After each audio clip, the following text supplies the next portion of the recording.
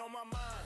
Chain split like a hydra. Decentralized moves, no king, no messiah. Block stack, heavy bricks laid in a spiral. Energy flow eternal, ain't no need for survival. Killing all the middlemen, vultures in the nest. Smart contracts, sharper than a Buddha vest. Off grid cash, no wise, no stress. Power to the people, that's the ultimate flex. Quite a network, money on fire. Decentralized empire, taking it higher. No banks, no lies, no puppets, no wires. Quite a network, money on fire. I'm plugged to the block, no outlet required. Fuel to the hustle, solar charging inspired. Big wallets in my pocket, no need for a teller. We write the new rules, code sharp as propellers. From the chain to the grid, we breaking the mold. Energy is currency, the future in gold. Gas fees too light, they can't weigh down the throne. While the suits in the shadow still clutching their phones. Power to the powerless, freedom in the flows. Quicker like the city where the candle won't glow. No masters, no leashes, no shackles, no ropes. Decentralized energy, I'm moving to hope. Decentralized energy, I'm moving to hope. Yeah.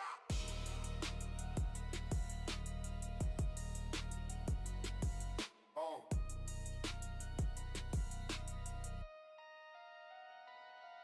Oh.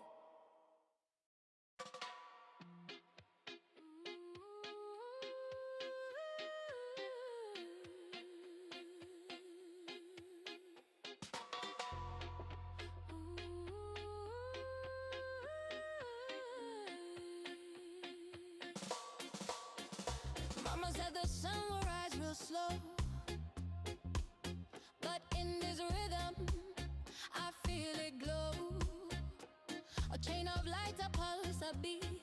Quai Network moves beneath my feet. Proof of work, proof of dreams. Building bridges with electric streams. Oh, Quai power, feel the fire. Decentralized, taking us higher. Energy dollar, shining bright. Quai Network, we own the night. Quai power, feel the fire. Decentralized, taking us higher. Energy dollar, shining bright. Quai Network, we own the night. We own the night. Quai Network, we own the night. We own the night.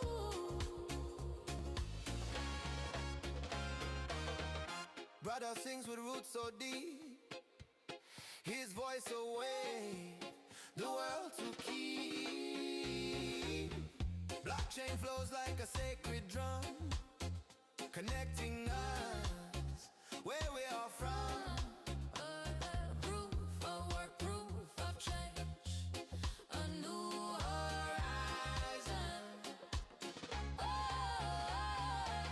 Quai power, feel the fire. Decentralized, taking us higher. Energy dollar, shining bright. Quai Network, we own the night. Quai power, feel the fire. Decentralized, taking us higher. Energy dollar, shining bright. Quai Network, we own the night. We own the night. Quai Network, we own the night.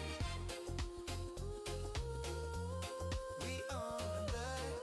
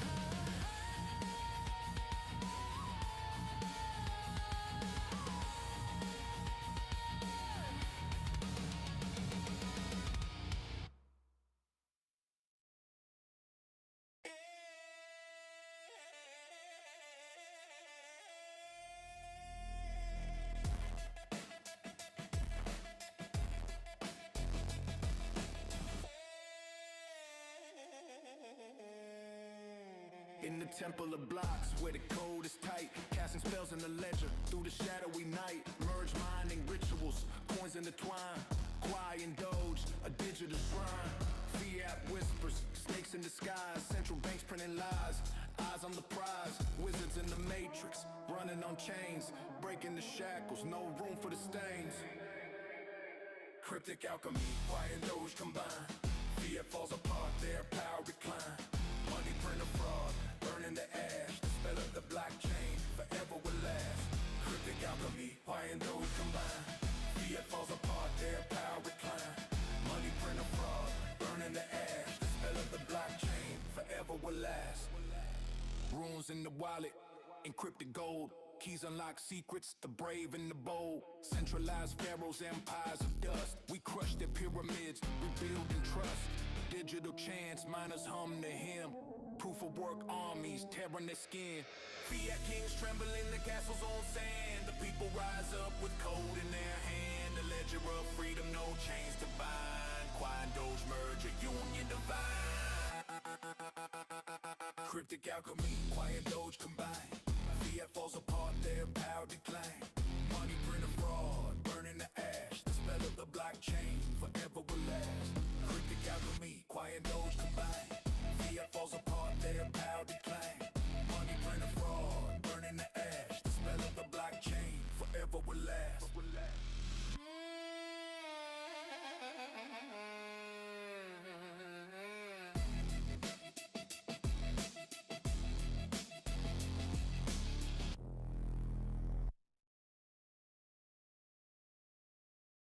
All right. Welcome everyone. Happy Friday evening to you all. Hope you had a good week. It's been a big one over here at Quai Network, launching Project Soap, kicking off a new age. We were live here on YouTube and X the night of December 17th, inaugural Soap Day, to be celebrated all around the world come December 17th, 2026. 'Tis the night Quai Network changed crypto economics forever, creating positive vibes only, aligning infrastructure with users and everybody by solving how to generate real sustainable revenue. And it's only possible on proof of work. Glad to be here tonight with you guys. We might have Dr. K sliding in later, but we got Christopher on the line as well. Howdy, Christopher. How you doing, sir? Man, it is so many words I could choose here, but satisfied is probably the best. It's just a really good feeling to see all that happen live, to have everything going as intended, no hiccups, no speed bumps, and just really brave for the team to do that on a live stream as well. Obviously, we were there, but I don't know many teams that want to do a hard fork live in front of the whole world, but the Quai team doesn't shy away from that, and so that's why I feel satisfied. It's been a really, really, really great week. Heck yeah. Man, I was thinking about the agenda for this space tonight. There's so much we could talk about, but when I zoomed out, we've been doing a lot of conversations about everything happening in the crypto space, and I was thinking about, it's December. People are just beginning to travel and get ready for the end of the year and a start to a brand new year. And I was wondering, is an annual wrap up something that we should consider? And then I realized, with Project Soap going live on December 17th, we've really entered a new age for crypto, and definitely entered into a new age when it comes to the history of Quai Network. So I went ahead and decided tonight would be a good night to just reflect on the first year of Quai Network, live here in the world after 7+ years of design and development. I thought it would be fun, especially if we had Dr. K on the line. Again, he should be tuning in as soon as he's able to kind of go over the year and chat about everything that's happened and led us up to this point. Because if you haven't realized already, folks, if you're a member of Quai Nation, you're well informed, but we are definitely entering a new age in crypto writ large. Even if you're not aware of what's happening over here at Quai Network, it seems like things have definitely changed, and we're no longer going back. So that's why I chose the topic, a year in review, for the title today. And I was just scrolling through our Twitter profile because so much has happened. So much has happened, and Twitter gave up on June 25th. Was the last post I could find. A tech AMA with Dr. K. But what do you think, Christopher? I'm actually curious, Christopher. You're also, um, you have a lot of experience in the crypto space, and so I think, kind of joining the team. Man, you were there for ETH Denver, so you still had most of this year hanging out with Quiet Network. But it would be cool to see, what your thoughts are, at the beginning of 2025, maybe, leading in from, this time last year, in 2024. Yeah, I got my dates right. Um, what has happened from your perspective. So, any other thoughts on today's topic, or anything else you wanted to cover today? Yeah, awesome, man. There's a lot to cover, and I don't want to do the whole year really quick, but I'm happy to answer. Yeah, and then we can kind of like break it down, segment it, because yeah, you're right. There's so much that has happened. I'm a little disappointed to hear that X cuts things off. I guess after, I wouldn't say 6 months, though it seems like 6 months given the date. It's probably based off amount of posts, and I'm sure if we request an archive and then all that other stuff, you have to wait for it to come over and all that other. We can probably take a look at everything. So that's just kind of a note for later. Disappointing to hear it cut off in June because yeah, there's so much that happened. So no, to answer your question, yeah, I joined the team right basically at TG. I mean, it was 2 weeks right before TG when I was brought on board. And I mean, to say that this was the most furious sprint that I've ever done in my career would be almost an understatement, and not even really doing it justice in terms of the amount of work, the crunching, just the absolute go time that was immediately thrust upon me in a good way. I'm definitely not complaining. I love working. Staying busy, as I always used to say when I was serving tables at restaurants back in my early 20s, is the fastest way to make time go by. And boy, was I correct, because now we're in December 19th. It's right? crazy, right? Super crazy, man. You're correct. Let me take it, I guess, before I joined.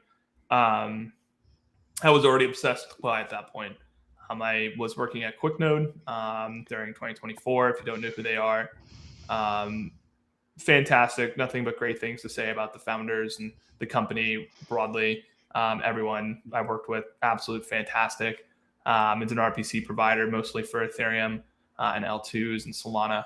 And, part of my job there, obviously in business development, was to do research. And that's where I found Quai during, and I tell you what, I really wish I'd found like us sooner for many, many, many reasons, obviously. We can go into a couple of those.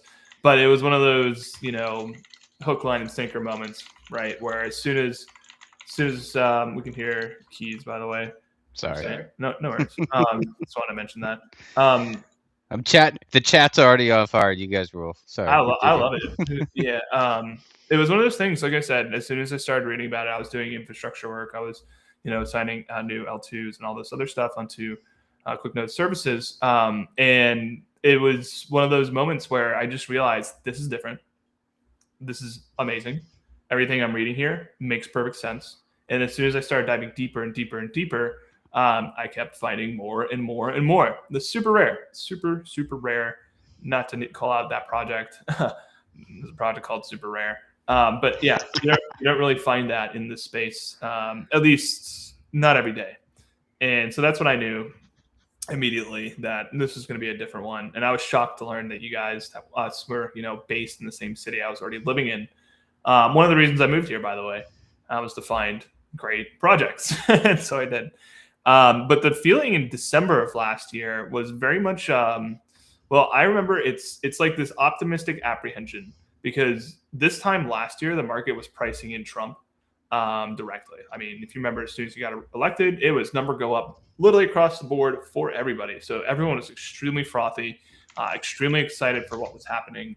Lots of promises were being thrown out there. I mean, certain tokens where they saw the best times of their life at that point. Memes hadn't been destroyed yet, right? Meme coins, that season was still very full swing. And the Trump and Melania coins hadn't dropped yet. We'll talk about that in a second. So yeah, I mean, contrast that to now after this year, and it's a complete 180, Matt. When all is said and done, right? Fear is at an all-time high for the rest of the market. People are kind of looking for direction and confused as to what's happening for good reason. And at least for the Quai Nation, while we don't feel that, because for obvious reasons we'll go into in just a couple here, it's definitely a 180 from last year, right? And the feeling, the sentiment in the market right now, not only is very tangible and, like I said, very fear-driven right now, but I, as you know, go into a lot of these spaces. I lurk in a lot. I do my intel, I do my recon, I listen intently, and everyone's pretty much in the same space. You hear it in space after space after space. Come on, guys, we got to keep grinding. Come on, guys, just keep showing up. People are tired. People are burnt. People have lost a ton of money this year. And simultaneously, this is supposed to be a bull run year, right? It's a really weird feeling. It's like schizophrenic in a way, because on one hand, you have regulation and Wall Street and institutional adoption, government adoption, state adoption.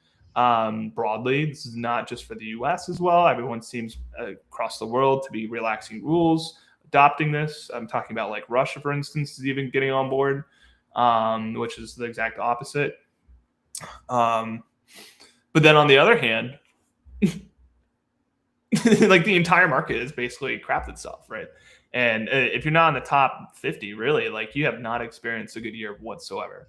It doesn't matter your tech, it doesn't matter your team, it doesn't matter your execution, your skills, your ability. Everyone's kind of been in the same train. It's been brutal for a lot of projects out there. And so for me, again, starting off the year extremely euphoric and ready, waiting to go. The whole Trump meme coin happened right before I joined. And so like that was the first big shock to the system. It's being like, oh, what's about to happen this year? I actually applaud Trump. I know I might get, this is a hot take, but because meme coins were kind of cancerous in a way. A lot of people lost money. A lot of people made money, but again, it was one of those like cabal things where if you're not in, you're out. And if you're out and you try to get in, you're actually just going to get pushed further out. And then Trump just showed up and basically like put a stop to all that. Like if you're following meme coins after Melania dropped, like what are you doing? So I'm so sorry for you. I apologize. I want to be respectful. You probably lost a lot of money, so I'm sorry about that. You probably should have gotten out when it was obvious. So having said all that, that is when I joined. So again, we are like peak like euphoria, like oh boy, everyone's going up, and then the meme coin basically crashed at that point. The whole meme coin industry because of what Trump and Melania did. And again, I know it's a hot take. I actually applaud that because the narrative shifted at that point afterwards. And so for us, we were heads down focused, and we were only on launch, only on TG. What's happening here? We got to go here. We got to go here. Make sure this works. Make sure that works, et cetera, et cetera. And before I even knew it, like you said, ETH Denver like popped up just like that in just a matter of weeks, right? And basically, joined, and I was like, okay, here's your shovel, here's your pickaxe, start going. And within a month, already, working the booth at ETH Denver and reconnecting with so many people and talking about Quai just very fluently already, because I was already obsessed with this project at that point. So it was very, very natural for me. to pick things up and to have like my own story, so to say, because it was very logical and all of it like progressed in the right way. And that was a pretty interesting time because, yeah, I mean, it was it was to say the least. It was very much like a million moving parts, and if you weren't like focused on every single one of them, something might slip through. And so, like the pressure, right, was to make sure nothing slipped through the cracks, make sure everything was operating as intended, the cog was spinning the way it needed to. Um, so yeah, that's a brief, kind of like we were there, now we're here. How to feel then? Where are we now? Obviously, we're in a much different place. We'll get to that point, but that was my experience getting onboarded. It was very much just an immediate sprint. Just to be clear, I remember this specifically, 17 days in a row, no weekends, basically almost all day, and at the old office too, which was kind of cool. But going in, not working from home, not going remote, not just like, sitting on the couch and getting things done, going into the office. So that was fun. It was really cool. It was a really awesome experience for me, especially in my career. Never seen a launch, obviously, as it was happening. And I believe I mentioned that too in one of our meetings right out the gate. And as I addressed the entire team very directly about how this is a very significant moment, not only just for us, but for the whole industry. And I don't think people had realized it yet. Hell yeah. Yeah, appreciate those thoughts. I'll also add, kind of like myself, not joining, maybe like it was like 8 months prior. I think it was like June 2024 when I joined, and like everybody who joined, that I saw, you just fell right in, man. Like everybody seems to be attracted to this project, due to the values and the vision. And so, it's really easy for us to get involved and just like pick up the shovel and start hacking away.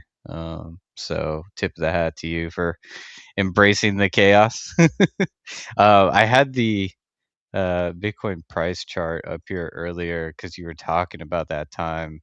It was crazy. Like I remember watching the Bitcoin price go from like 60K all the way up to over 100 during that time. This is 17th December 2024. It was crazy. It was mania. And, we got out of our final testnet, Golden Age, in October. And then it was, just preparing for mainnet, working with, partners like exchanges and market makers, to make sure that this launch was a success, and doing everything we can to get this lined up to take advantage of this. Hindsight, I think we launched at the right time. I think TGE, as we defined it, being like actually tradable, um, was sometime in February, but I think the network turned over late January, if not, day 2 or 4 of February, when the first blocks were mined. Being a proof of work blockchain, we had to bootstrap that network with miners, and so gas didn't turn on until later, which meant transactions couldn't occur at TGE. But eventually, mid February, we started trading, and it was off to the races. But this time last year was really interesting. Everybody, like you said, was like super bullish. We were trying to get everything lined up to launch as soon as possible. If you were a member of Quai Nation, you remember the Kaido leaderboard days really got underway during this time. Um, Shout out to Kaido. They were good partners in helping us get the word out and generate that engagement that we needed for successful launch. I kind of, we were talking about this on another stream, but the whole Yapper narrative, I kind of feel guilty for that, but also proud at the same time, because we were kind of growth hacking our way to success there, but being, one of like literally the first chain to offer rewards for their leaderboard kind of created a whole new narrative throughout the first half of 2025. But to just kind of review that period, it was everything was happening all at once. We were, launching the network.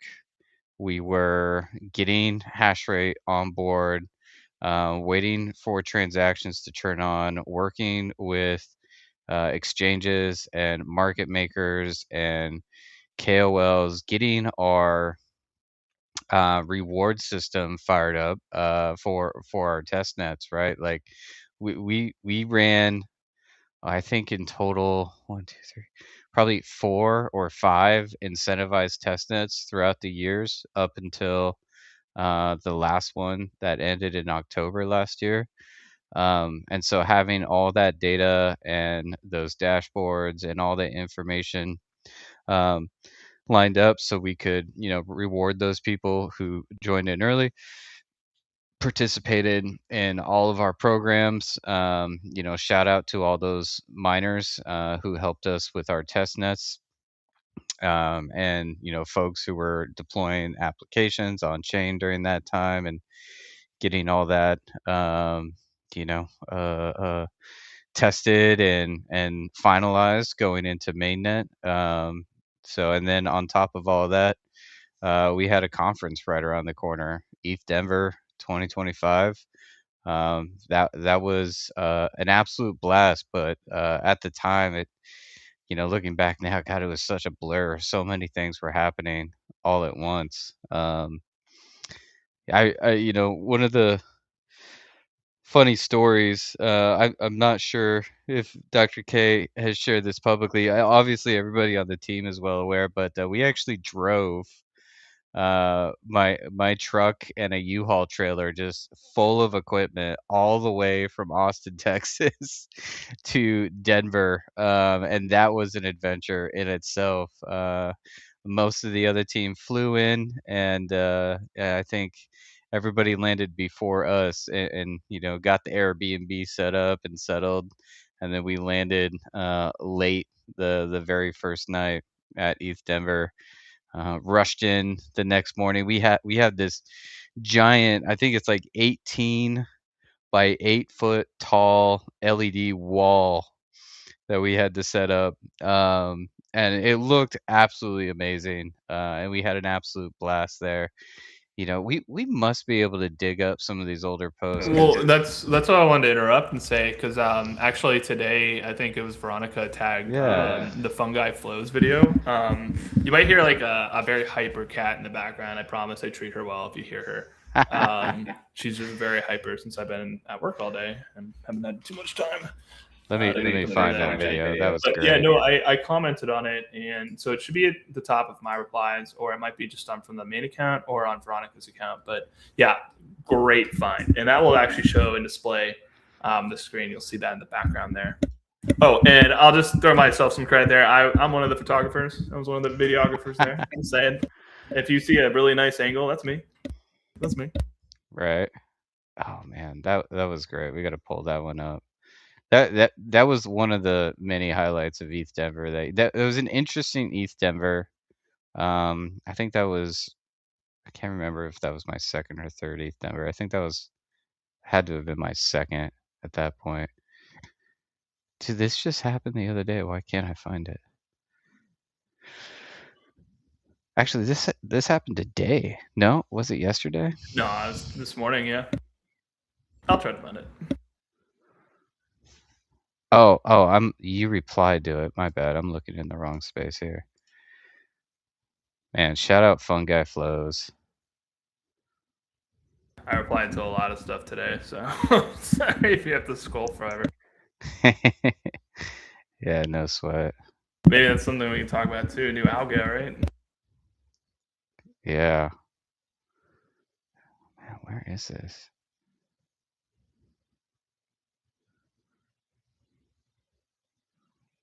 Oh man. This is totally worth the wait. I found it. You actually posted it. Oh, did I repost it? Yeah. Oh my gosh. To make it easy, I threw it in DMs. Oh, okay. Thank you. Let's pull this up. It's been a long day.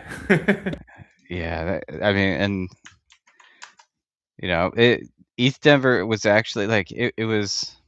I have mixed feelings about ETH Denver this year, but here we go. Robo dog out here. Let's see what we got. Check it. Gonna kick a freestyle right about the brain. Why? It's reinventing the blockchain. We got the network rock down, gotta holla. Bringing in the energy, we got it through the dollar. Let's go. The energy dollar, we let it be. I swear to God, bro, I'm channeling the chi. Right now, I'm about to give my energy the hardest. Break this glass open, boy. I think I should start it. And like, alright, yo, I'ma go and bust. Freestyle flowing while the dog's going nuts. Hey, you know that fun guy got the dope flow? Ain't gonna digitize the system, turn it robo. I was like, bro, I truly work. And when I'm rapping with the dog, that's a proof of work. Now y'all can see what's coming. Every time I rap the flow, Quai EVM compatible. I swear to God, Jay, you know what it do. 50,000 TPS, yeah, it's really coming through.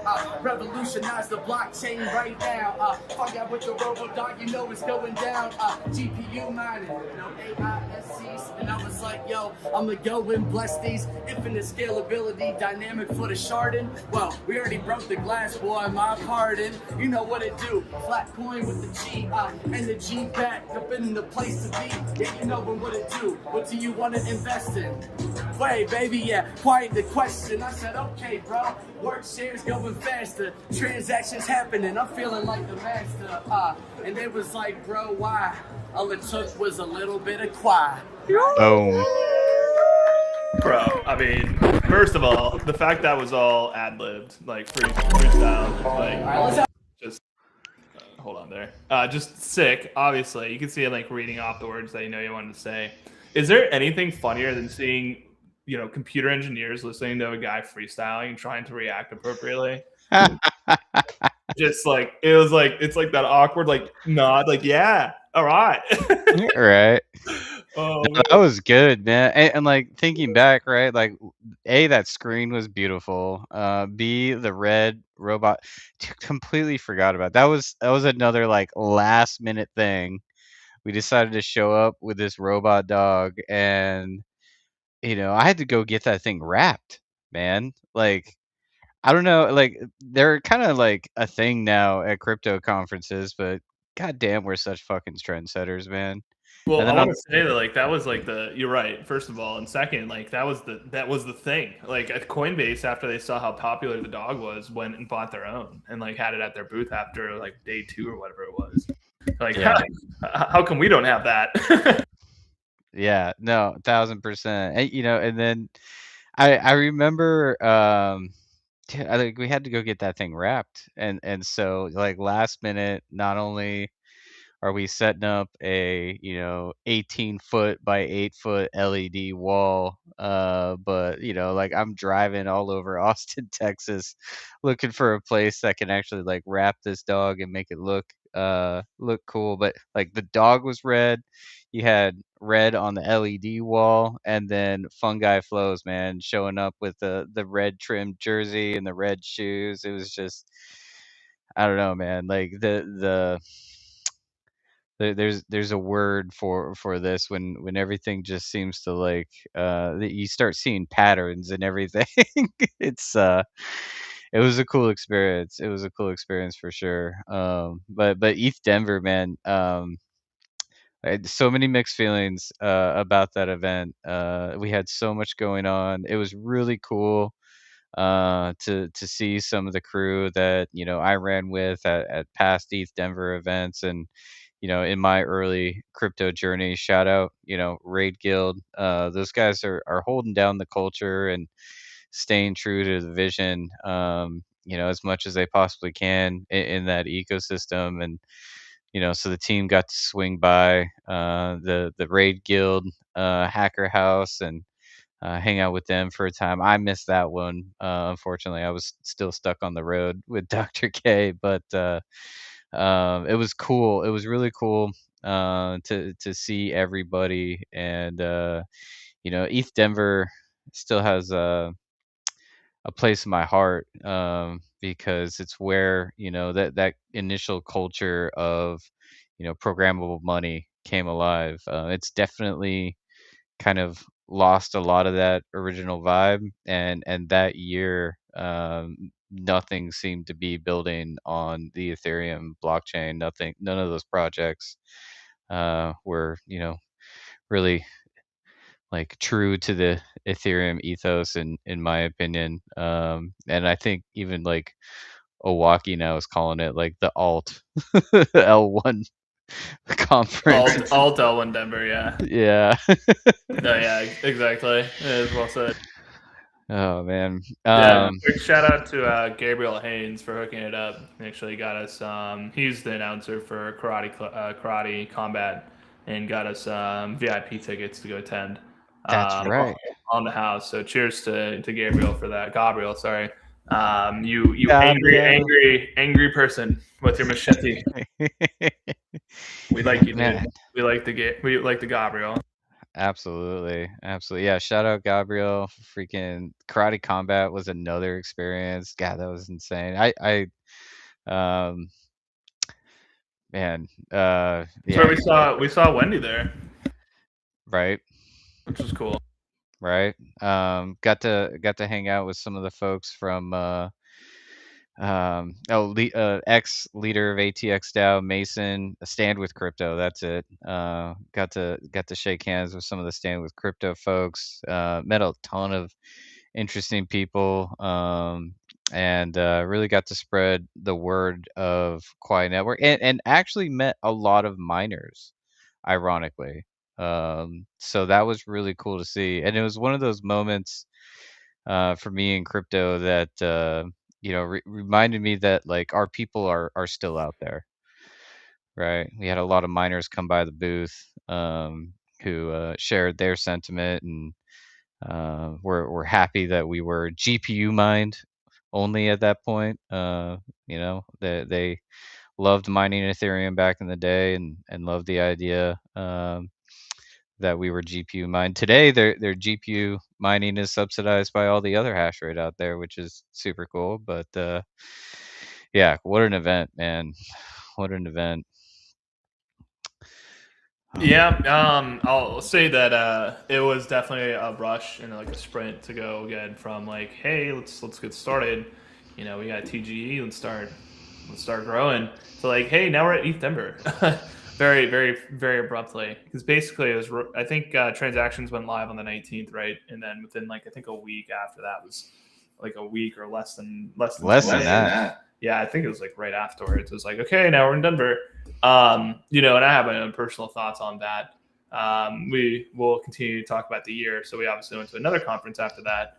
I thought if I had to like be very objective in analyzing my time at ETH Denver, I thought it was extremely cool. Like you said, it was very receptive. A lot of people were very receptive to what we were building. Actually, way more than I thought. I met a lot of institutionalists, but I also met a lot of grassroots miners.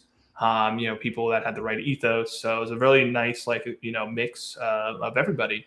And I also think that it was good to see it in its final time at that venue. That was not my first ETH Denver.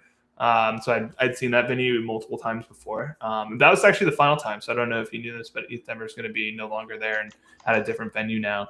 But I think overall, while I thought like the crowd was correct, and I think directionally it was the right place to be, I still think that we went to more productive conferences later in the year, and I think that to Owaki's point about it being like an alt one ETH Denver, that is actually like a great testament to the broad direction, the broad state of where Ethereum is right now. It's very confused.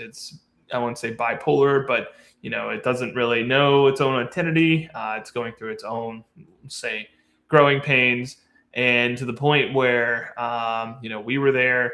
A lot of other, ETH competitors were there as well, where, essentially it's getting its own lunch eaten because they don't know the direction really to take themselves, and they've been scaling the improper way, and many other facets. But again, great experience, and like you said, like a lot of positive reciprocity, or sorry, a positive reception of Quai. And so I thought we did a really strong job there. I think we gathered like 250 leads. I was keeping a spreadsheet, had everyone filled it in, blah, blah, blah, and followed up diligently, right? And like stayed in contact with a bunch of those people and actually created some really strong projects with a couple as well.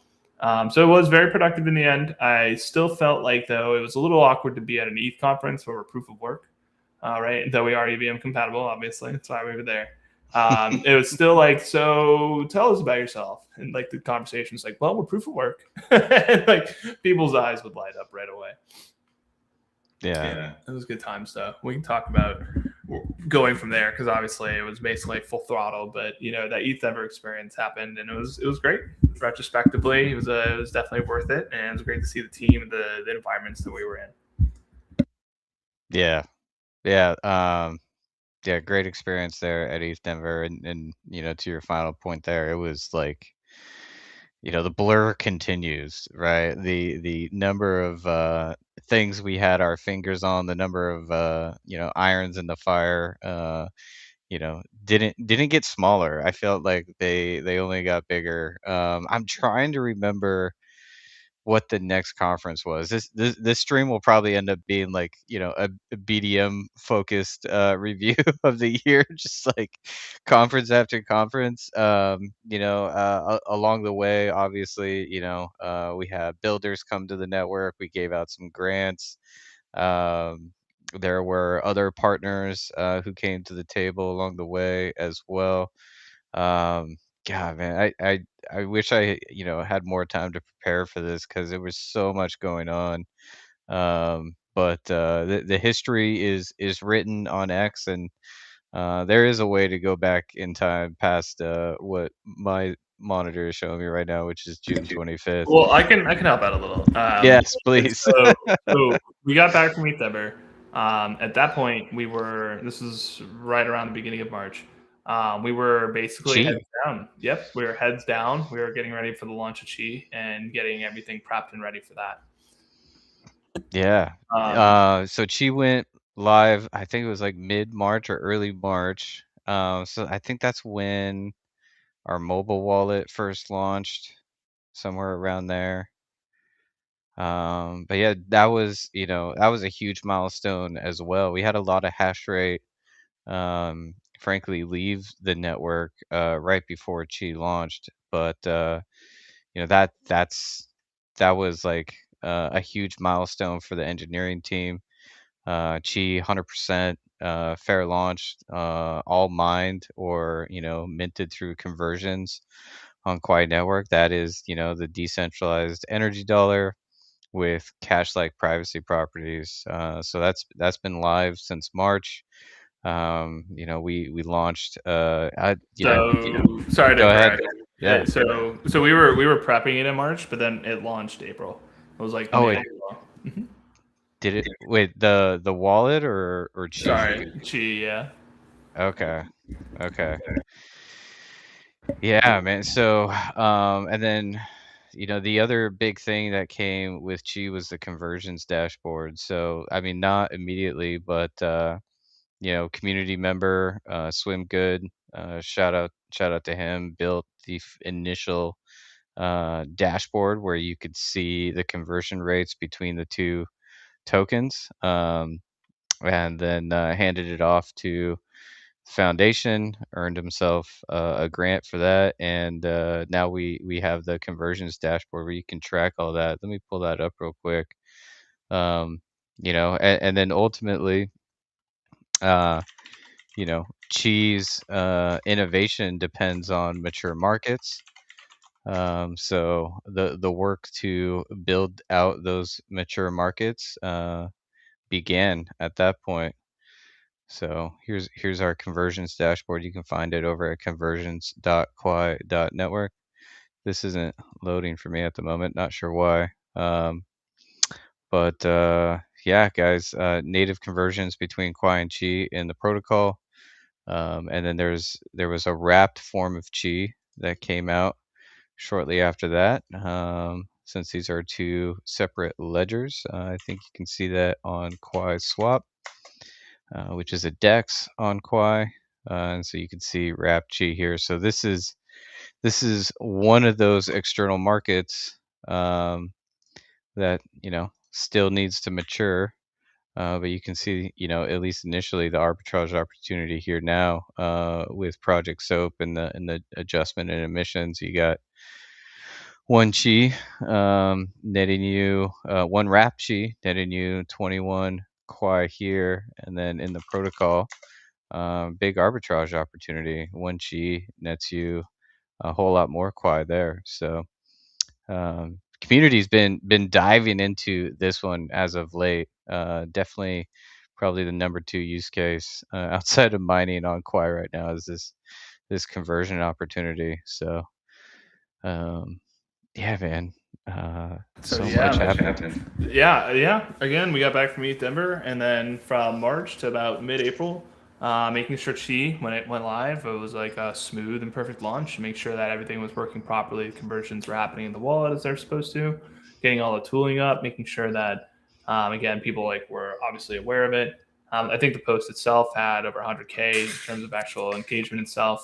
And then obviously it went live, and that was huge. It was a pretty substantial, kind of a monumental moment for the network.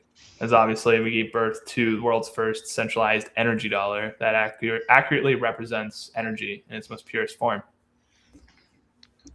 Yeah, hell yeah. What's up, Dr. guys? K? How's it going? It's going, man. We're just kind of reviewing the year. It's been a crazy year, and now we're in a new age. So I thought it was a good time to take a moment and just maybe do a little retro on everything that happened this year. It was so much. So just to catch you up, we just kind of went from the end of Golden Age past ETH Denver into the launch of Chi. Spent a little bit of time talking about ETH Denver. Told everybody about our road trip and the craziness that was. Loading up a an 18-foot LED wall and getting a robot dog wrapped at a local vendor. The robot dog was cool, man. That Oh, did it was well so at cool. at ETH Denver. Yeah, no, that was super cool. Remember how Coinbase went and got their own? Yeah, but theirs sucked. Yeah, it wasn't And wrapped. then the marketing people, you're like, why do you have a robot dog? If you asked us why we had a robot dog, it'd just be like to get people to come talk to us about Quai. They were like, it's using AI on the blockchain, and you're just like, shut the fuck up. Yeah, right. Oh, you reminded me. So like you have Why this. is this background out of date? Oh, that's the 24. Okay, so we got the 24 is 10K and the total is 17. Got it. Yeah, we've been watching the Raven coin blocks come in. So Yeah, it's been like a lean 24. Like statistically, we think we got lucky on a couple of the BCH Dogecoin in like the first 24 hours, and I think our luck had to like reverse for the second 24. Well, I mean, still It'll all average out, but sitting north of 9K, Dr. K. So yeah, but I think like on a longer average, it's probably closer to 12. It's just got it. How things fall on the time. Right. Yeah. Now you reminded me, like, everybody's reaction to the dog just cemented in my mind like what kind of time we're in and what everybody's expectation is, because we had the phone app with the camera, so you could walk that thing like quite a distance away and like still control it, and everybody, I would say, like 19 out of 20 people just assumed that it was AI controlling the robot. Nobody assumed that it was just a remote controlled robot. Yeah, no, I mean everyone was definitely like anthropomorphizing it quite a bit. It was pretty interesting. Yeah, super interesting. I just have vivid memories of Alejo sitting in the corner controlling it while everyone else is like around him freaking out, like, "Oh my god, look at it! They're real. Robots are here." Yeah. No, that was a clutch move. It was a clutch move. Definitely gathered a crowd. The real life dog reactions to it were uh, interesting as well. Definitely, some dogs didn't care. Some dogs did not like it at all whatsoever. Kind of But similar to humans, right? right, yeah. So anyways, yeah, so that was ETH Denver, and then March into April was Chi. You guys remember that one like hippie dude who's like, my dog is scared of your dog, so like you need to like keep it like outside of this like area. That was that Oh, lady. Yeah, I remember. She was like dressed in all tie dye. Yeah, that was something. And that was the last day. Like, we've got reports that your dog's kind of scaring our dog, so it's wild, dude. Just wild. Yeah.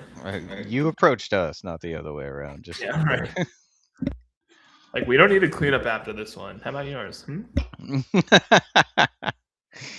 Oh man. So yeah, so now we got Dr. K here, we can also get an engineer's perspective on this timeline. So going from ETH Denver, a few days after TGE, moving into the launch of Chi. I was just kind of like recalling that's around the time that the Blip app was dropped, and we started giving out some grants to builders, and then throwing some respect to the community for creating the conversions dashboard. But was there anything that sticks out in your mind, Dr. K, from an engineering perspective, going into or during the launch of Chi?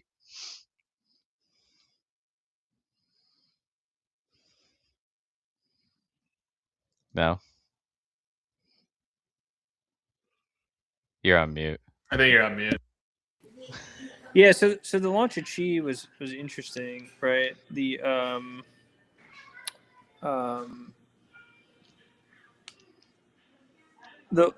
it like went well. And Chi has actually done like a decent job, all things considered. But one of the sort of assumptions with Quai Chi is that the markets are efficient, and without having like a good clearing market for Chi to USDT, it doesn't get like a very good peg, so to speak, to energy because it can't independently clear of Quai. So they kind of have been like tracking each other. All told, like it still is stable. It's just not as stable as it could be if we had an efficient market. But yeah, it was definitely something interesting to try to do because it's a little bit of a chicken and an egg problem, which is how do you launch a system to be stable, but you have to like assume that you have an efficient market. So then how do you get the market to be efficient? So yeah, it was definitely like an interesting process.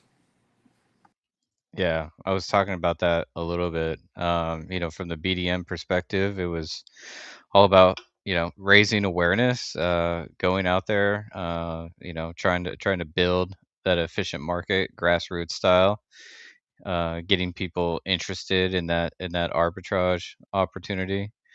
But it felt like the conferences just started to stack up at that point. I'm trying to remember what the next one was. I definitely didn't make it to Bitcoin Vegas. Was that the next conference?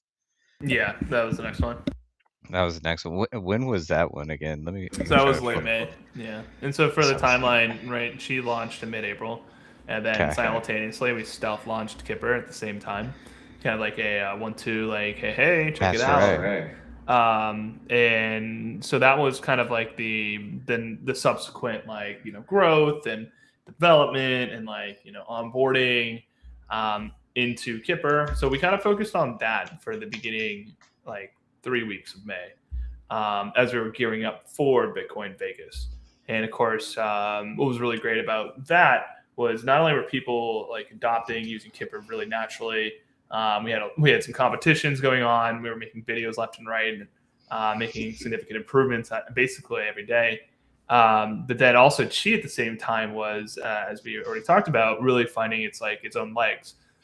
Didn't have necessarily the stablecoin pair that Dr. K was talking about, but people were converting and really figuring out the system, as well as tooling was being developed, dashboards, etc., to help with reporting, to kind of show visually what was actually happening. It was super exciting. Again, we had this sick app that again allowed people directly on X to just send value back and forth without ever leaving it. Super seamless, couple clicks, good to go. And she was also finding its footing at the same time. This is all right before Vegas, so super exciting, right? Super interesting time. And for me, it was a really big moment, obviously, because the energy dollar is the thing that I gravitated towards. I think a lot of people, very much so in the audience, throw one in chat if you gravitate towards the energy dollar, because I mean, for obvious reasons, being able to accurately represent energy on chain, so create value based on a blockchain, has never really been properly done before. So super exciting to see that, right? It's super exciting to be part of that. And then we stealth dropped Kipper at the same time. So just like a whirlwind of just activity happening at that time. Yeah, it was. You're right, man. Kipper Money joined April 2025. So much happening around that. We also had 8 days, by the way, 8 days after she. Oh, yeah, well, so there was a live stream, like a 24-hour live stream with Dr. K during or right after the launch of Qi. And that's where the team got the idea for Kipper, right? Dr. K, you were there. Any comments there?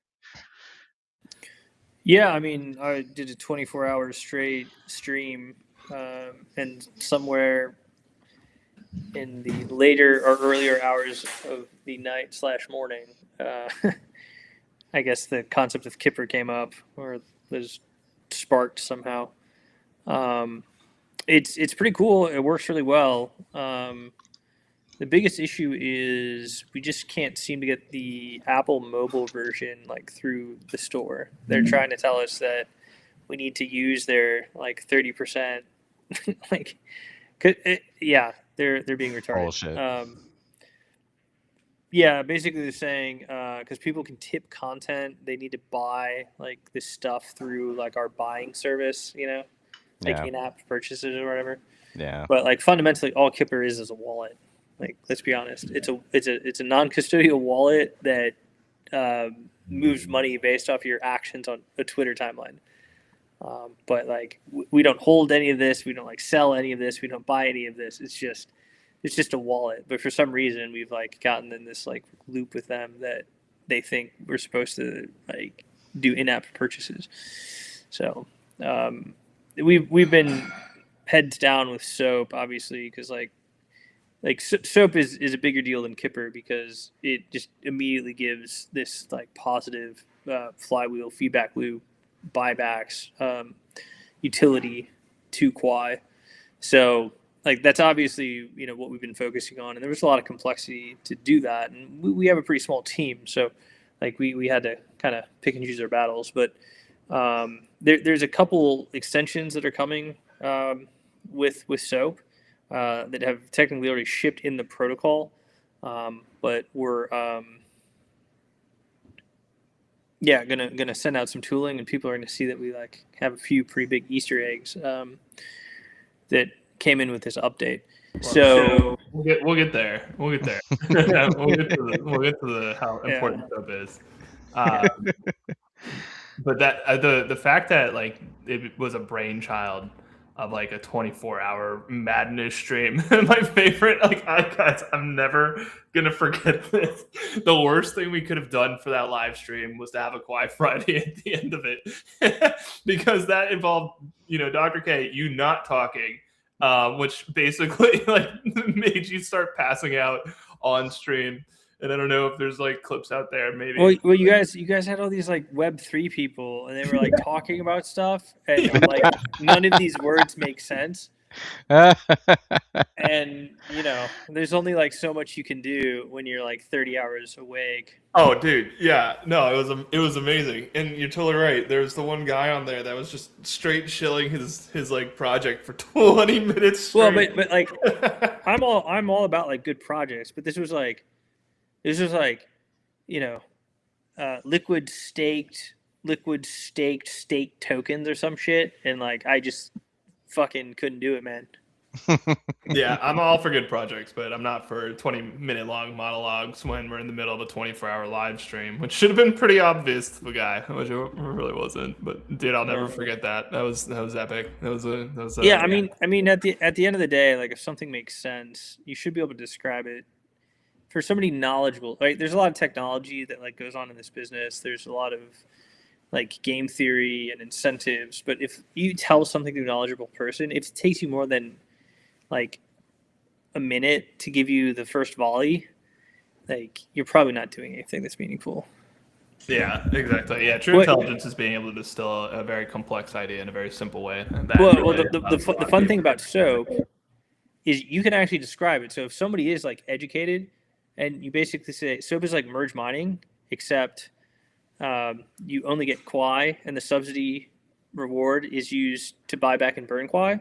You tell that to somebody who's like sufficiently, involved in blockchains, they should get it like immediately. And it was really cool with Jordan Hall, right? We told him that, and not only did he get it immediately, he like went 3 levels deep in the first minute. It was pretty cool. Because it's not just about like mechanically what it is, it's what are the implications of it, right? Which is basically proof of work has had kind of a moat because of hash rate, but the basically what this is doing is it's breaking down that moat, and it's making like everybody sort of compete on utility in the proof of work space. So the outcome here is that we're going to get to the long-term equilibrium of what a dominant proof of work blockchain looks like much more quickly, because SOAP changes the short-term disequilibrium of the monopolistic moat that hash rate provides. So on a long enough time frame, hash rate doesn't provide a moat, but like that time frame could be tens or like hundreds of years, right? So basically what SOAP does is it breaks down that like short-term inefficiency to get us much more quickly to long-term like outcomes. So it's a really big deal, not just for Quai, but us demonstrating it means that like this is what people will be doing in the future if they want to contribute in the proof of work space. Let me pause you right there. We are gonna go heavy into SOAP, but we are on a timeline, and we're talking about the whole year retrospectively. And I think right now we're at Kipper. So let's go back to Kipper, man. Oh, I love it. No, I'm super passionate about it too. We'll get there. And I want to double click on Kipper just because it's what our community absolutely loves in terms of like what you can do on Quai Network. If you're just now hearing about us, you want to check this out, because it's how our community really like embraces newcomers, gets Quai into their hands, and rewards them just for engaging with us here on X. So if you haven't seen it, definitely check it out at Kipper Money on X. But I wanted to share this video that Veronica created, which is probably one of the best videos I think we've made for anything we've launched outside of everything else we're doing, of course. Yeah, agreed. A little loud.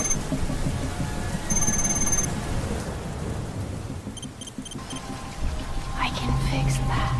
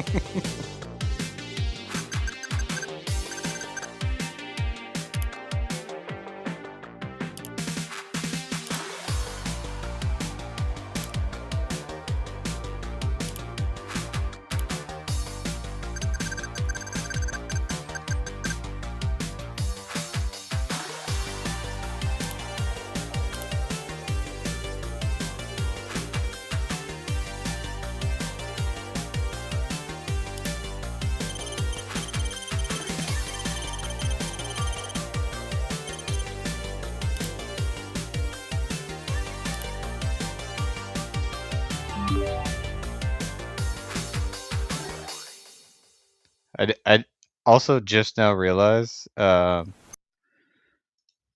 Vance has some fart coin waiting for him over at Kipper Money. I think it's hilarious too. I was like, dude, this year's been so hectic. But yeah, no tax JD's on got a tips pretty good yet. sense of humor, guys. We should try to poke at him a little bit more. Did you see that he dressed as his meme for Halloween? Yeah, he perfectly embraced it. That's exactly like the right way to go about it. It's like Amazing. how you did it. Yeah, that's 100%. how you did it. That's how you play the meme game. Like that's what. Yeah. That's why they won. It's obvious. Yeah, it was pretty hilarious. He just, yeah, it was great.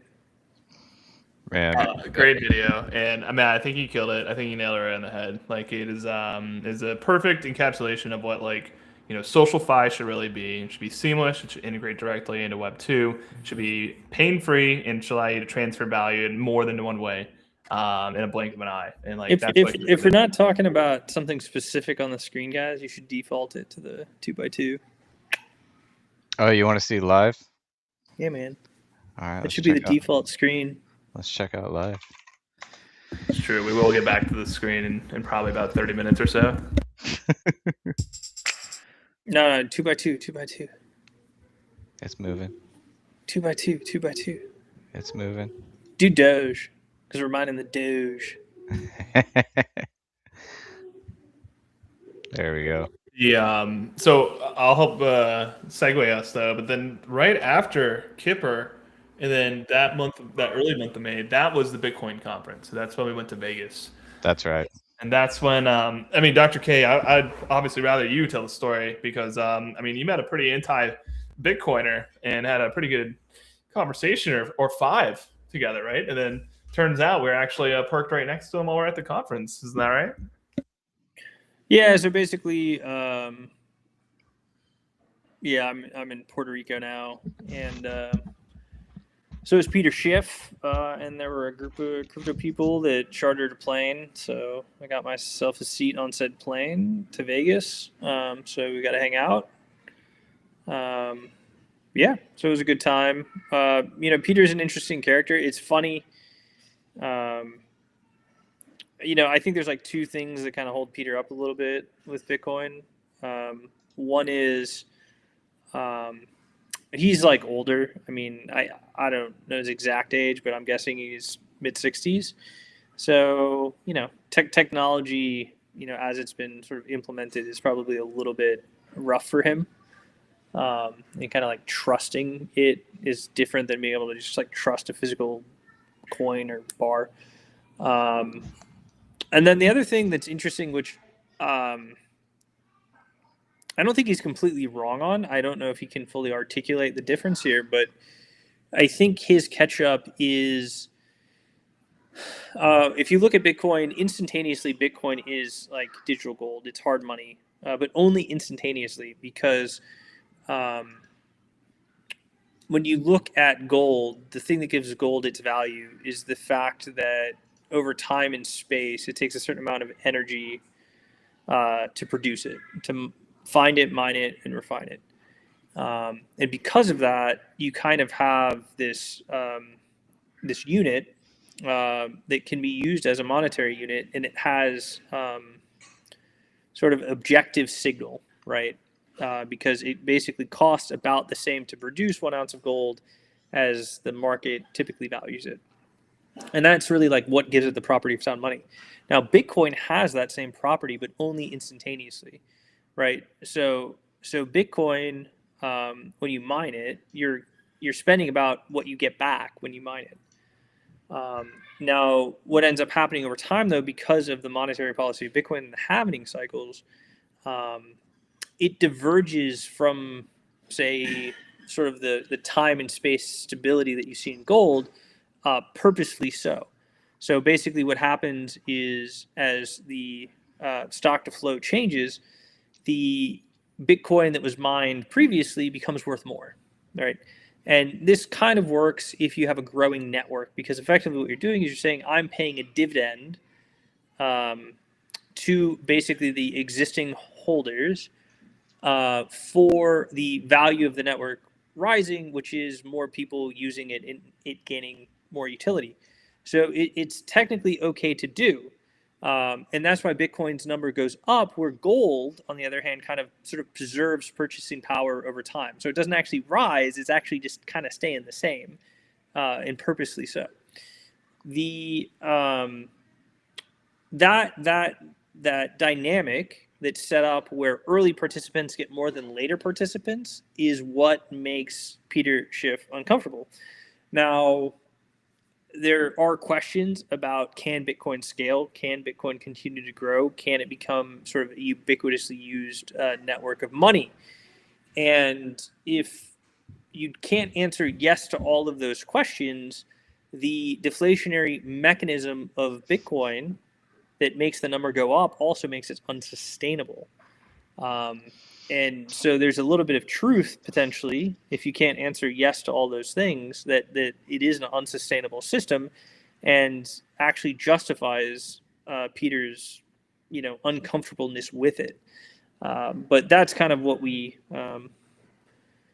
at least my conversation, that's my takeaway from flying to Vegas with them. And then I think he also knows that like Bitcoin is a great community to sell to in kind of like an outrageous way, right? Because he, does have like an investment services business, and he does, do gold and bullion stuff. So there is an overlap between Bitcoin and gold, right? And you see the same people liking it for similar reasons surrounding the soundness, even though Bitcoin has a slightly different soundness model purposefully than gold. But that's I think why Schiff has like kind of like an issue with it, so to speak. Heard. I'm cool, dying cool over moment here. though. Exactly. Like that's why I'm dying over here, because audience, if you didn't pick that up, Dr. K pitched Peter Schiff on Quai. Dope. Had a great conversation. But what I remember, Dr. K, was being at the booth. And of course, we recognized that Peter Schiff was set up right next to us, but he wasn't showing up at all. He had someone else set it up. He had some handlers or whatever you want to say, assistants running the booth. But when he did show up, he turned the corner and he saw that our booth was right next to his booth, right? And, immediately was like, Dr. K! And like came over and just gave you like, and you didn't hug it. Actually, the wife, whatever, and like shook your hand and like all this. It was so warm. It was like a great friend, right? Like you've known him for years and years and years. It was surreal, guys. And of course, I'm dying because we learned that Peter Schiff loves taking Bitcoiners Bitcoin, despite the fact that he hates Bitcoin. He loves taking it from Bitcoiners. So I just know that. Well, I mean, like certain things have their place, right? And they have different like surfaces and functions. In a world where we have like well-functioning infrastructure and internet, and we're like digital currency like is the thing that will be currency. I don't think there's like a day in the future where suddenly we somehow convince everybody that we're gonna be settling in gold and silver again, unfortunately. But I just the cumbersome nature of it that allowed fiat to take hold like still exists, right? Now, that being said, there's certain situations, there's certain attributes with privacy and custodianship and durability that are advantageous with gold and silver, and it's going to be what's prevalent if for some reason we don't have a well-functioning infrastructure digital society. So I think anyone that holds Bitcoin probably holds a little bit of metal, and I think anyone that holds a metal should hold a little bit of Bitcoin, right? Like, they're not very far apart in many ways. Like the differences that divide them are small, but they're useful under different scenarios. So I don't think having one. If you have one, if you are rational, you should probably have the other. Makes sense. Yeah. Cool moment.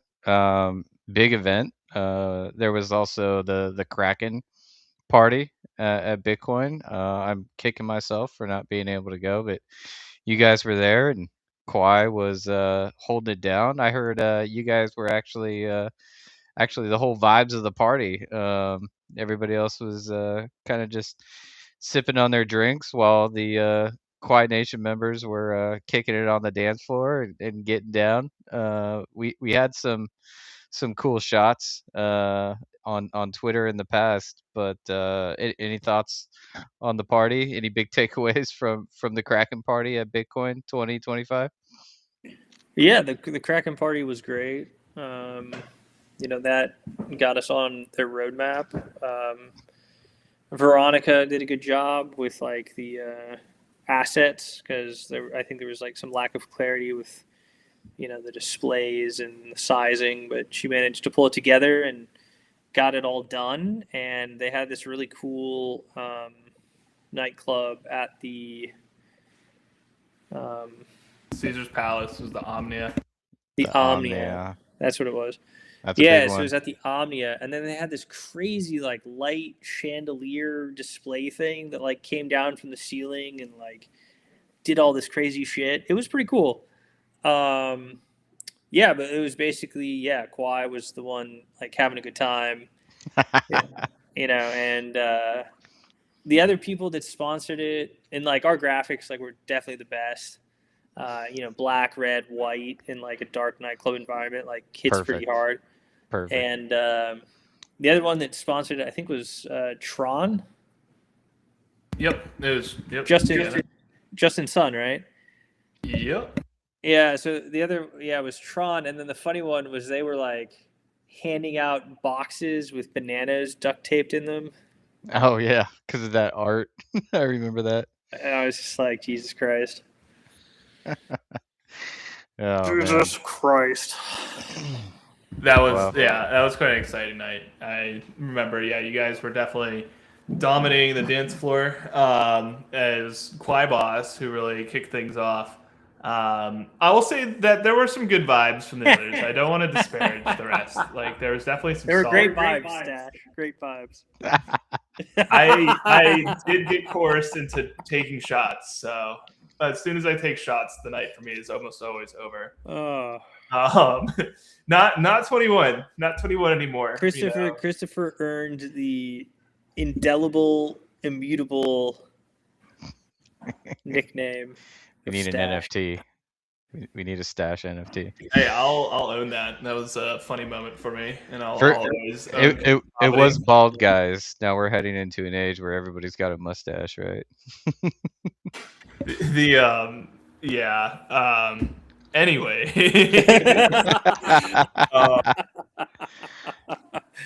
I thought that conference was like Vegas, except the name. Yeah, it transcends it all. I know, right? I wanted to quote The Hangover for a second, but it's inappropriate. Yeah, Stash is a good nickname. I don't mind Stash. I've had way worse nicknames in my life than Stash, so I'll take that. Everyone always wants to assign me one, so Stash is a good nickname, dude. It's a good nickname. I'm on board with that one. I was in a space with Peanut the other day, like literally 2 days ago, and he was very like timidly talking about my nickname. Like he was tiptoeing around it. Like he was like, "Oh, Christopher got a nickname in Vegas." Like, you can say it, bro. Like you can say it. Like I don't mind. It's Stash. Cool. I got Stash. There's some more that goes to that, but I don't really remember it. But the vibes from Vegas were completely different than the vibes from ETH Denver, right? And I think that to compare and contrast the two, I mean, ultimately, everyone that we talked to, very receptive. Everyone very friendly. Like we just talked about, Peter Schiff was like, got a full pitch on Quai from Dr. K, right? Like people were open and willing and wanted to have really great conversations. But to contrast the two, I actually thought it was extremely more directionally like where we needed to be and heading. Everyone, right? Like if they weren't mining, knew a lot about mining, or very, interested in the concept, or at least had a very, concrete idea of what that was, versus ETH Denver, right, with the proof of stake crew. Just to be completely frank about it, like half of them forgot that mining exists to begin with, like it's even a thing. Right. And that's kind of natural with that Ethereum kind of divide and blah, blah, blah. So it felt very much more like an appropriate conference, and I thought that we had a lot of takeaways in terms of like the people that we met, in terms of the connections that we met, but overall, it definitely felt more like this is our crowd, this is the direction we need to be. And while we have EVM compatibility, and again, it's great to program blockchains, I'm a fan of it. That's a contentious point, but I think it's good.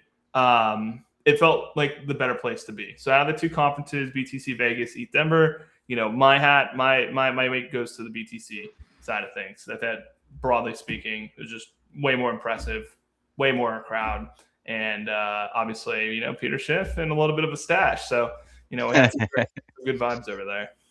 What did you think, Dr. K? Yeah, no, it was great. I mean, the interesting thing is like, Bitcoiners, maximalists, some of them like came in early and like understand things. Some of them just kind of joined a cult. So there's a mix. And to be fair, like a lot of crypto has been kind of shit, to be honest. Probably the vast majority of it. So like having a skeptical view of things that aren't Bitcoin is healthy, right? If you don't have like a very high like technical business acumen and like understanding of these systems, like just saying only buy Bitcoin is probably like a pretty good idea, to be honest. But Bitcoin has its flaws, and if we actually want to, as individuals, remain free in a digital world, we have to honestly look at those flaws and see how we can ameliorate them, right? And obviously, that's what we've really been focused on trying to do, both technically at Quai for 8 years, right? At this point, so if people don't know, right, before we launched, we spent 7 years, part of that, sort of half, part time, and 3 or 4 years full time before we even launched the network. So we weren't, trying to make an iteration. We were trying to actually solve the problem in a way that can actually serve as digital peer-to-peer cash for the globe, and do it in such a way that it can't really be shut down or controlled by anyone. So, that's we spent a lot of time and effort getting there. So with Bitcoiners, the ones that are more old school, the ones that are a little bit more open-minded, certainly are very receptive to using proof of work and trying to make it better, so it can not only just be a store of value, but can also be, a unit of account vis-a-vis Qi, the energy dollar, and have cash-like privacy properties, two things which Bitcoin cannot do. So not only does it go to scale, but it does so with stability and cash-like privacy. Heard. Yeah. I mean, I've been saying this year there's probably two big camps in crypto, Bitcoiners and everybody else. And we actually kind of double clicked both of those cults. I forget when we went to Edge City. Definitely, solar punk, more vibey scene.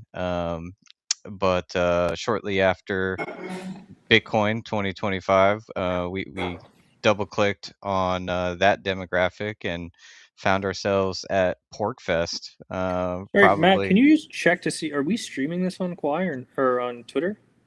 We are streaming it on Twitter, but it's on my personal account right now. I needed you to launch it on the Quai Network account, so it's been retweeted by the official account, and we announced it in Discord. Do we want to leave it there? Yeah, I think at this point we should probably just leave it there. If you want to rebroadcast it from your account, that might help. But you should also, if you want to hang out with the community, YouTube's always popping off. So shout out to everybody tuning in on YouTube. Yeah, I just want to make sure that I'm logged into it as well. Yeah, no sweat. Yeah, so I mean, we had fun at Edge City. We met some friendlies there, but I think the bigger story after Bitcoin 2025 was PorkFest. Probably a ground zero for crypto writ large. Definitely ground zero for Bitcoin. Met a lot of individuals who were value aligned there. Dr. K and myself packed up and kicked out at another, last minute notice up to New Hampshire. Cruised through Boston, got some clam chowder, and then Dude, I hung do have out. to say, everybody was like skeptical of PortFest. Yeah, But I was yeah, like, the guys, team, the trust team. me, I think this is worth doing. Yeah, no, fair. I honestly, I think at that point, in my period with Quai, I was just like, fuck it, like, well, let's do whatever. But there was definitely some skepticism, just due to the lack of presence online. I think, frankly, that this community, and B, the It's the Free speakers. State Project for those people that don't know. So Yeah. there's this group in New Hampshire that for the last 15, maybe 20 years, have like gotten together and they've like established what they call the Free State Project, and they've actually, at the state level, I think they have like half of the representatives now. But basically, it's just a very libertarian sort of focused freedom movement. So one of the places Bitcoin actually got a foothold was within the Free State movement. There's pictures of Charlie Shrem selling Bitcoin at PorkFest, I think circa like 2010 and 11. And so a lot of those people, because of PorkFest, because of that activity, like got minted for life, because they bought a little Bitcoin, listened to the argument, and there it went, right? So Yeah. there's strong alignment within that community. But go ahead, we got some clam chowder in Boston. Just want to Yeah. give some people some context. Yeah, we got some clam chowder in Boston, kicked out. It's a real, libertarian festival. Everybody was camping, either in a tent or in their RV, trailers, and it's effectively a fairground. So they had the main, I guess, lawn of the fairground set up for booths, and there was pretty much only crypto projects there, but really only like 3 tents, and we were one of the 3 tents. Shared some space with Monero and Zano and Edge Wallet and Pirate Chain, and as Dr. K said, we met a ton of people who had amazing stories about the early days of Bitcoin. One of the vendors there told me a story of when Vitalik swung through. I could riff on Porkfest forever, but it was, man, how long were we there? Like 4 days, I think, and had a great time talking to everybody, introducing them to Ross Quai. was there.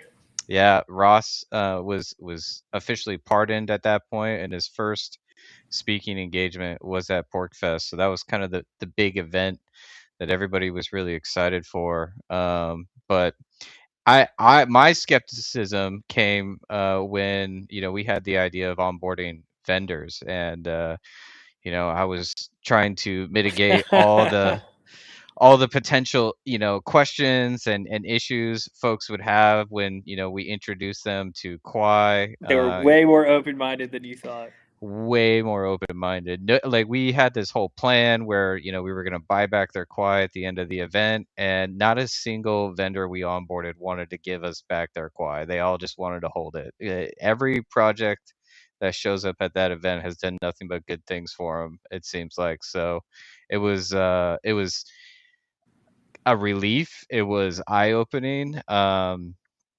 And it was also kind of a blessing in a way, to meet folks who are crypto aware.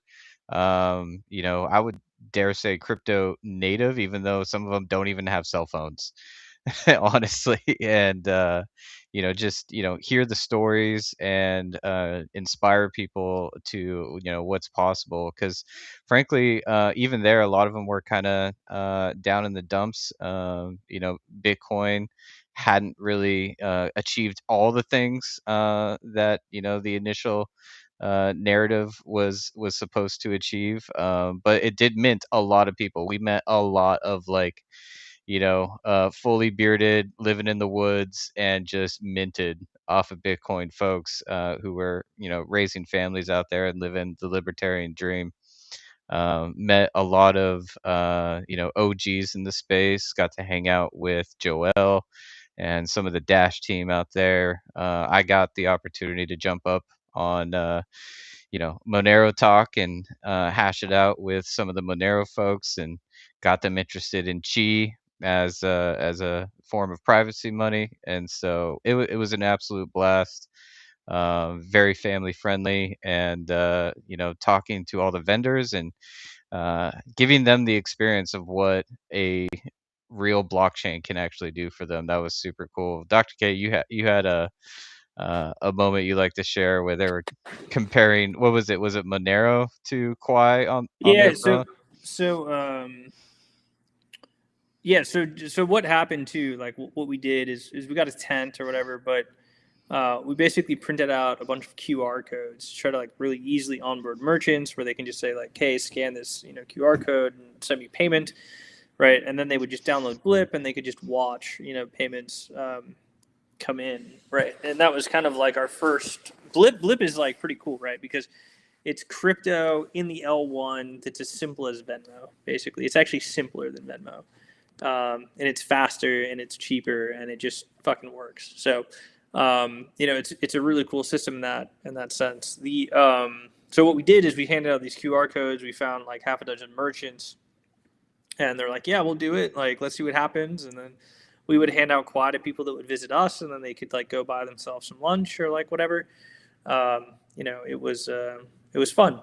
So the takeaway though is like watching some of the merchants do it and sort of the struggles with the other systems. So there was somebody that was selling yerba mate, and they were taking all forms of crypto, including Quai, and they weren't like crypto native people, right? This is like the first time they had like really been taking crypto, and it was funny because someone like came up with an Edge wallet, and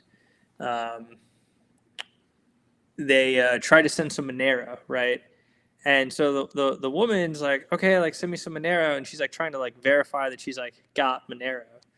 And the guy's like, oh, see, it's like in the UTXO pool, but like we haven't found a block yet. But like, see, it's like pending on this block explorer. So like, you're all good. You'll get it like in a little while.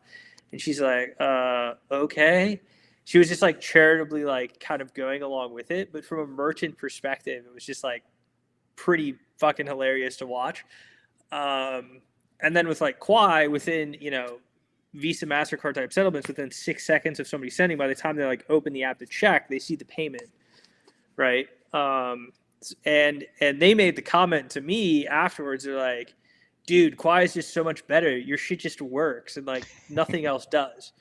So that was like nice to see, because that was like the whole thing about Quai is you're trying to use this as digital P2P cash. You need to be able to be used in commerce. That's why we have 5-second blocks. That's why we make sure that you can get confirmations incredibly quickly, and that it just works on the L1. You don't have to know about Cashew or Lightning or what L2 you're on. It just works.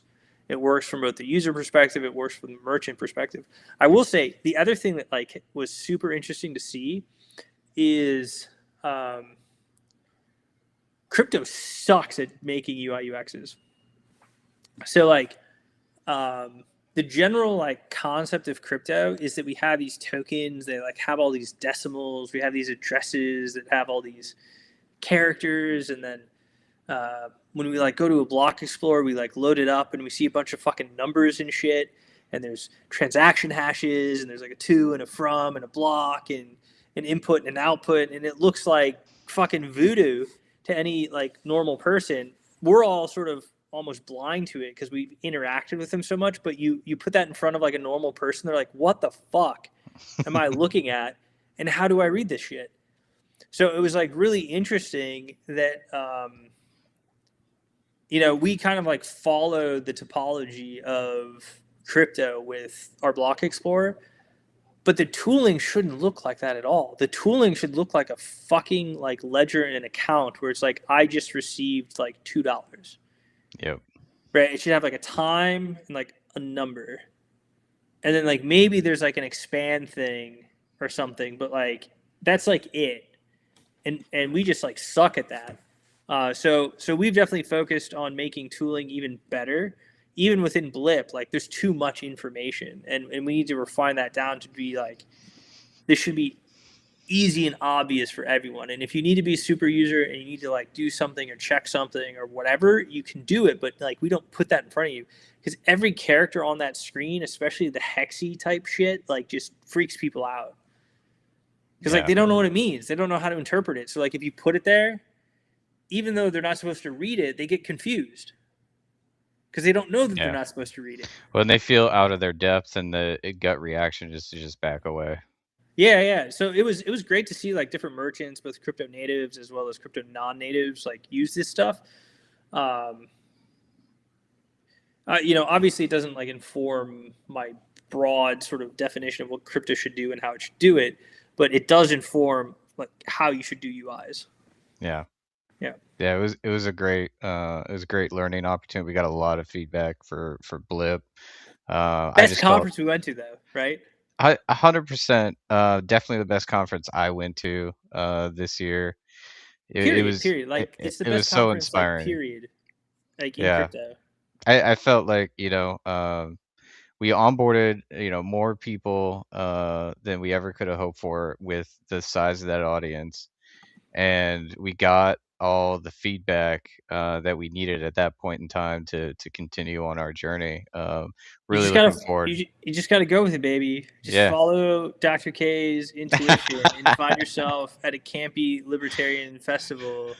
Well, what I hate the most is like I had to miss it because my parents had just retired and were in town like crazy people in Texas with their, for the first time. So I had to miss it. And then, I hear this sit rep of just how amazing it was. Everyone was receptive. And, Matt's going on podcasts. And Dr. K's running around having time. I mean, honestly, like we have to do PorkFest again. And like, we got to like plan it better. And we got to get like a spot and like do a thing. Didn't even talk about your speech. I think that was the most epic probably moment of all of 2025. There's so many, maybe Soap launch trumps that, but that speech is like legendary, period. Like that is the manifesto. That is the speech. Like that is the thing. Yeah, that was a pretty good presentation, I thought. It's interesting. So when you give presentations, you kind of have to gear them to the audience, right? And this audience is like very attuned to the ethos. So instead of kind of dialing things back, you lean into the underlying mission and you just state things very plainly and don't worry about it. Yeah. No, they were all. I mean, literally, I got my hands on a goldback. Replacing or separating money from the state. We found our people at PorkFest, 100%. What was happening at the exact same time, though, I believe, Dr. K, is when we started working with Shy. So I'm looking at what I believe is his first post on June 29th is when we officially announced our partnership with Shy. And this is such a cool story because in the scaling proof of work space, or just bringing more utility to proof of work, the crowd is quite small. And so leaning into that PVE mindset we were talking about earlier today, this was a huge step in the right direction, in my opinion. So it was an interesting story on how we got here. But do you want to share any thoughts about gearing up to work with Shy on some of the stuff that he's done recently in this space?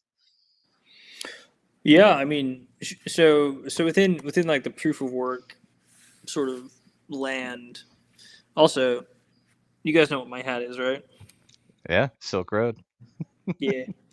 So this is like the only crypto paraphernalia I'll wear. And the reason is because most people don't recognize it. But if they do recognize it, they're good people. Right. If you like wear a Bitcoin shirt, like you just create a fucking target on your back. If I wear this, they're just like, that's like a polo hat or some shit. Mm-hmm. Except if they do, you'll be like, we should talk. Yeah. So absolutely. No, you wore that at PorkFest too. yeah, it's a good hat, man. No, so within proof of work crypto, there's not many people that are putting like a ton of effort into seriously scaling proof of work, and to create a system that's truly decentralized, independent, censorship resistant, it has to scale, even just economically sustainable. If you want peer-to-peer electronic cash, it has to function at that scale, and Caspa is a serious project trying to do that. Now, I think they're doing it in a way that doesn't scale to where it needs to go. They're doing it in a way that doesn't allow for programmability, certainly not in the L1, and certainly, even in the L2, I think they're still struggling with that. And then the other thing is there's a finite limit to what you can do in a single uncharted DAG. Right, everything that Caspa can do in their one system, we can do in one of our shards. But then when you tap that, you add a second shard. You tap that, you add 2 more shards. It doesn't matter. It just keeps scaling, so it can actually go to global scale. But I got a lot of respect for them. Right, they're thoughtful, they're methodical, and I think they're seriously trying to improve the state of the art. So there was like kind of this like frenemy relationship between one of their community members, Shy, who for most people, certainly until recently, there was a little bit of like a falling out, but was kind of seen as almost like the founder of Caspa. He's not, right, but he was definitely the most prominent public facing voice of Caspa within their sort of like core group. And so he would do stuff on educational material, and we would kind of have this like back and forth about some of these different properties and what can or can't work in consensus. But ultimately, what ended up happening is we talked enough. It got to the point that we realized we're kind of working on the same problem. I realized that. I think he realized that we were also trying to better the state of the art. And so at some point, we kind of had this agreement where he would also start trying to, talk about Quai and create educational materials on Quai, through a grant from us. And so that's like a big endorsement, because somebody who, is a Caspian working on the serious project is also recognizing that Quai is a serious project. So it's been great to talk to him. There's not that many minds in crypto thinking deeply about proof of work. And so anybody in the world that you can meet that is thinking about it deeply and, is willing to talk and collaborate is, amazing. 100%.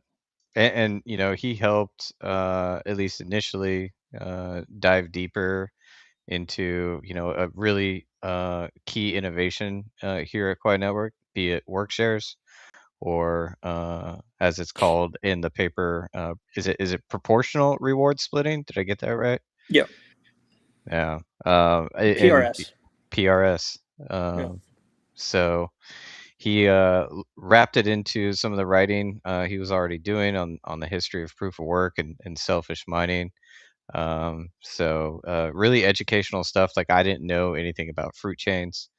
And so he kind of takes everybody from 0 to 1. Also, just so you guys know, like, these aren't fruits, because like fruit chains doesn't work. Right. So like it's provably fair, but it has like an infinite consensus timeline. So PRS like fixes the problem with fruit chains from being like this esoteric, academically interesting thing that shows that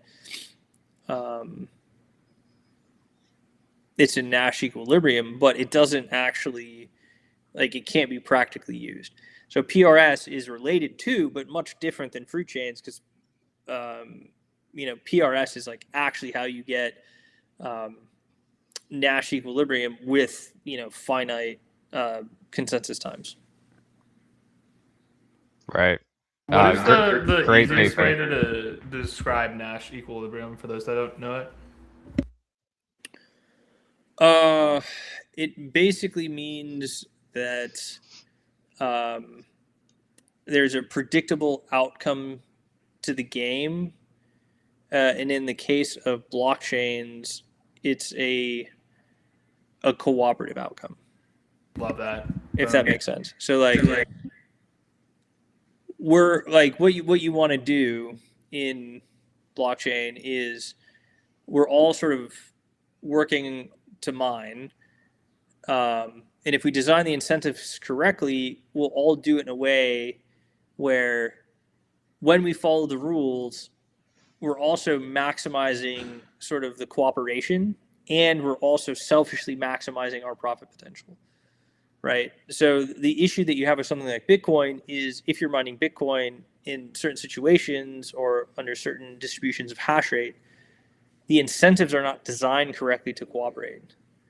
They're actually designed such that if you act selfishly, for example, in selfish mining, you'll actually increase your individual profit, but you'll do so at the detriment to the goal of the system, which is to increase the weight of the chain. So that would not be in Nash equilibrium. And so, obviously that's where like Poem is so strong, because it achieves that. Well, no, PRS is like the economic incentive game. Poem is a different tool entirely, which is how do you choose the tip of the system in a deterministic way that is also compatible with the expense of outdoing the system, if that makes any sense. And then it also allows the sharding in the system. So because it's deterministic, it allows for sharding. So you're actually trying to marry like three different things together all at once. So Poem, sharding, and PRS is like how you scale proof of work. But you need all three of them, and all three of them are kind of the same thing. But like one is looking at it from like an information standpoint, one of them's looking at it from like an economic standpoint, and one of them's looking at it from like a data standpoint. So, or like a data systems like sharding standpoint. So, but all three of those are basically kind of the same thing, but they're in different. They're interpreted differently in like the different field of context, if that makes sense. So you have to get all three to happen to make the system work. Yeah, okay, that makes perfect sense. Yeah, I appreciate that, and hopefully it clears that up for anyone in the audience that didn't know it either. That was awesome. Yeah, perfect breakdown.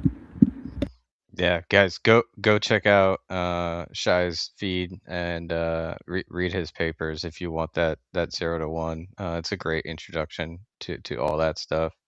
Literally, right after that post, I found this one. So if you guys need additional context on PorcFest, this is probably 80% of the population at that event, and you can see the lawn that I was talking about. And over here in the left-hand corner was the Quai Network tent. So we got in that one. No, that was a blast. I can't remember where I was standing in this or where Dr. K was. So I didn't get in this picture. Remember, I had to take off my. That's right. I kind of wanted to zoom in. I know we did it once. Yeah, I totally forget where I was in that picture, but definitely got Quai Network front and center in there. I feel so dumb now being like, wait, so that's Poem as we're talking about PRS and work share. So stupid. But yeah, I appreciate that breakdown, Dr. K. That was perfect. And yeah, next year is going to be sick. I'm going to tell the parents to not come to Texas again in summer, which I did actually while they showed up. They have like an RV. They did the whole, we just retired. Now they're traveling the country in an RV. I'm like, why would you guys are in your 70s? Why would you go for a 2-hour setup every morning to Texas in the middle of summer? Like, what are you thinking? Anyways, neither here nor there. But yeah, next year is going to be absolutely great. And looking forward to that one. Yeah, no, it's going to be fun.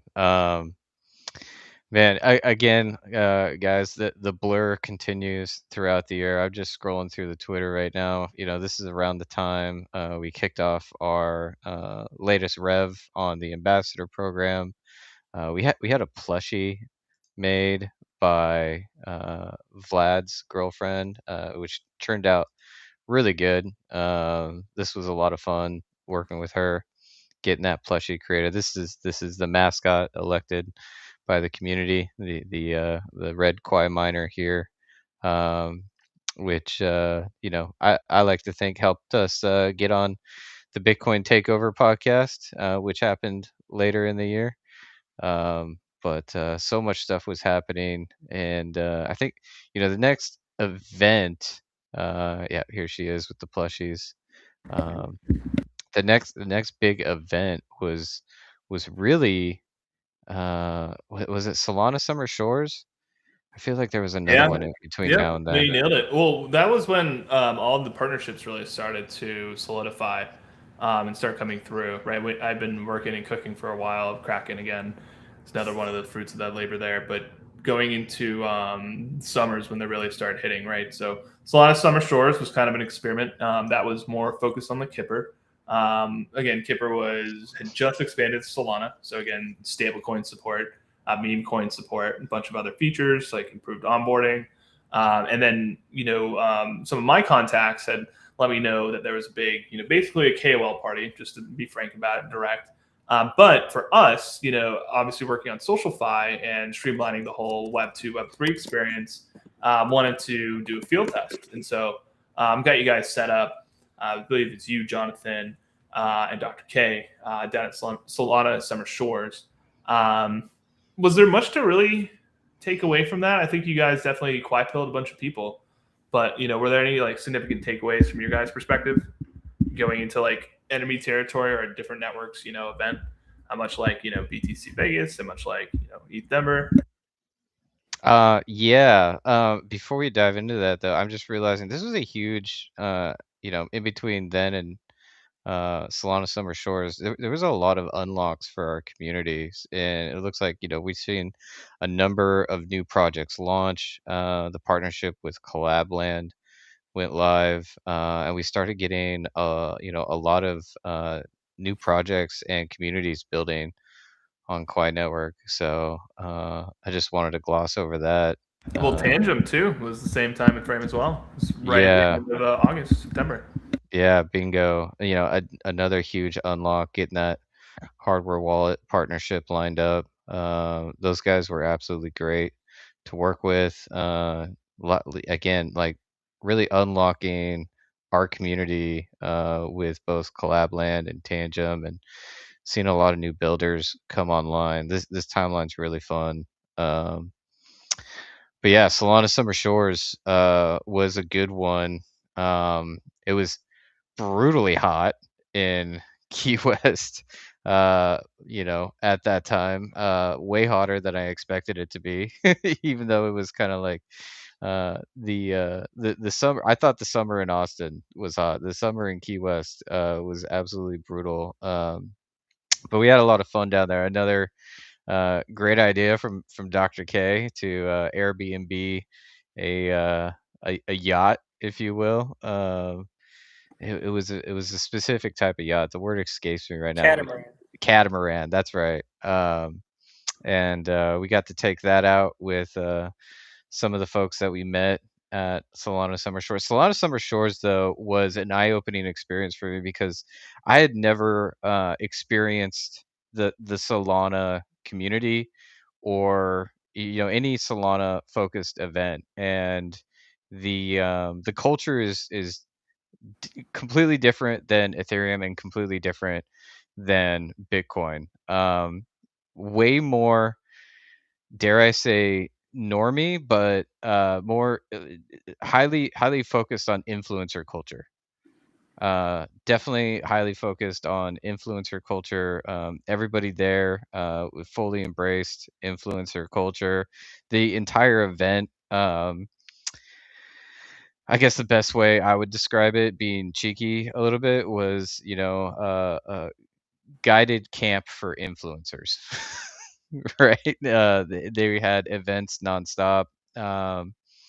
I'm sorry to cut in, but like that was kind Go of the ahead. point of it, right? Like that was Yeah. like that won't be a normal Solana. I don't know if you saw the pictures from Breakpoint over, and I think it was Abu Dhabi that just happened, but that was a very very select like. This is so that's why you get that takeaway. Sorry to cut in with that. Like it's definitely different at other Solana events. That one in particular, though, very like you said, embracing it. Like that is the influencer, right? Like secret society, so to say, that I got you guys hooked up with. Yeah. No, shout out to you for finding that and getting us looped in there. Because I think we met a lot of high quality individuals that frankly we can probably start to activate later. Again, heavily focused on influencer culture. There were a lot of technical people there as well. But they're super focused on the Solana infrastructure stack. And so, not super familiar with mining, not super familiar with, the options available to them on our network. Very interested in arbitrage and MEV opportunities, right? So anybody slightly technical in that crowd was super interested in the arbitrage opportunities between Quai and Chi. And what dexes and tokens they could trade. So definitely, made a lot of really good contacts. Still shoot the shit sometimes on X with some of the folks that I met over there. Great people, just different culture. And I think here real soon in the age of soap, we'll have something that they can really sink their teeth into. So overall, great experience. I sweat my balls off. Had a lot of fun. Made some friends, and got a few people some Quai. They love the idea of Kipper as well. But unfortunately, 99% iPhone users. So Android's working great, guys. Kipper's out on Android, so if you're like me, you can have a lot of fun with it. But those are probably my highlights. I have some stories I can share, but what about you, Dr. K? They literally like they split us up, put us on teams, sent us out on Key West to go on like a crazy like golf cart ride, and and then there was a few parties along the way, but we had a blast. At least I did. What about you, Dr. K? Yeah, I mean, I think the like scavenger hunt thing that they did, which was really just like a venue for people to try to make like TikToks. Yep. Wasn't like really my vibe, honestly. So the second day though, when we did like the stuff, we got to hang out on the boat and go jet skiing and like parasailing and snorkeling and stuff. That was a lot of fun. And then obviously we did like the sailing cruise at sunset, which was good. Yeah, so like all in all, met some interesting people. Probably a little bit out of my depth in some ways, right? It was very much more like maybe I could say bro culture. I don't know. No, that's fair, man. That's super fair. I don't know how to categorize it, but well, again, I guess from like a business perspective, from like a field research opportunity, like do you think you got anything like what are the best takeaways from like a Kipper adoption perspective that you gathered from there? Because that was like the whole intent, right? Referral links. What's that? Referral links. The influencers love referrals. It's how they make their money. That was my big takeaway with Kipper. Yeah, that's right. All influencers make their money through referrals. They want that affiliate credit, right? Yep. Yeah, well, they're very serious about it too, right? So, I think like the exchanges pay like $50 to get a conversion or something, right? So if you do like a link and you get someone to sign up for like a Kraken or a Coinbase, they give the referrer like $50. It's pretty lucrative for them. Yeah, $50 CAC's nothing. Yeah, well, and I think Kraken right now is offering close to 75, so it makes a lot of sense.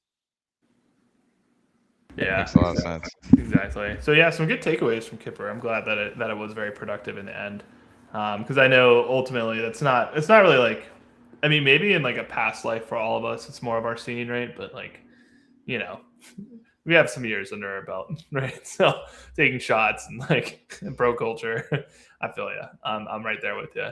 So that was good. Yeah, Solana Summer Shores was a good one. I'm glad you guys got a takeaway for Kipper out of that one. Yeah, it was an absolute blast actually at the end of the day. Oh, it was a lot of fun for sure. Yeah, Yeah. tons of fun, and I will say, definitely made some solid connections. Still, see those folks in my notifications, liking my tweets and stuff. So time will come, real soon, I suspect, when we can actually activate some of those people organically, even. So, I think it So was the worth it. timeline at this point is like early September. So we're getting kind of close, gentlemen. Getting kind Yeah, of close. yeah. Well, I mean, around this time, leading off of that, we see Dr. K showing up on more podcasts, going down back to Florida for Cypherpunked. And honestly, like I'm trying to remember when the Cubic Monero drama started going down, because we played a role in that at least a little bit. We got Dr. K up on Monero Talk, with Doug, I believe his name is. God damn, I can't believe I'm messing that up. But it was interesting times in the proof of work space, and a great opportunity to promote, what we were talking about earlier, PRS or work shares. And Dr. K was putting some time in on a PR to help out that community, because Monero adds a lot to this ecosystem in terms of privacy, and being you know an option out there for folks who want a more private blockchain, a more private form of crypto. And so, tip of the hat to Dr. K for working hard on that, and getting involved in that conversation. Talking to, Monero Talk, and getting invited to Monerotopia TBD on whether or not we'll make that in this next year. But around that time is, I think, when Dr. K got the idea for Project Soap. It was, I think, shortly after our efforts there, and the podcast with Cypherpunked, when things started moving. So maybe tell that story, Dr. K, on where this idea came from. Did I get my timeline correct, first of all?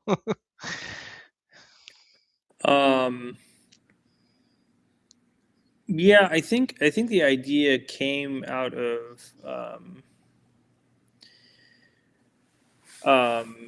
well, so to be fair, like I've been thinking on these like levels for I was probably gonna say like we 7-8 years, to we be had honest. similar conversations at PorkFest as well, right? About merge mining. Yeah, no, I mean like the concept of merge mining and merge mining with other chains, right? When we were working on earlier variations of scalable proof of work, we were actually thinking about merge mining it with Ethereum. So you can think about how far back that goes. So and obviously like Quai itself is like just merge mining like fractals of it, right? Just all over the place, kind of like to the nth degree. So the ideas were there. They didn't like solidify into SOAP. What probably got me like over the hump was Monero was getting attacked by Cubic, right? So basically, like Cubic doesn't really mine; they just like give people Cubic for giving them hash rate, and then they send it to other chains. And Monero is getting attacked because their consensus is just using sort of Bitcoin consensus with 2.5 minute blocks. And it has like no improvements in consensus whatsoever. So basically, if you have 20, 25, 30% of the hash rate, you can do selfish mining attacks and create these long range reorgs. And doing that actually makes you more money as the attacker, but it disrupts the liveness of the chain. So then people will take maybe like hours or days to get their Monero transactions confirmed because the exchanges don't know if it's going to get rolled back or not, right? So I started engaging with it because I knew that work shares and something like PRS could solve their consensus problems. I even started working on a PR. It's like 90% done, but the idea of SOAP kind of derailed my Monero PR.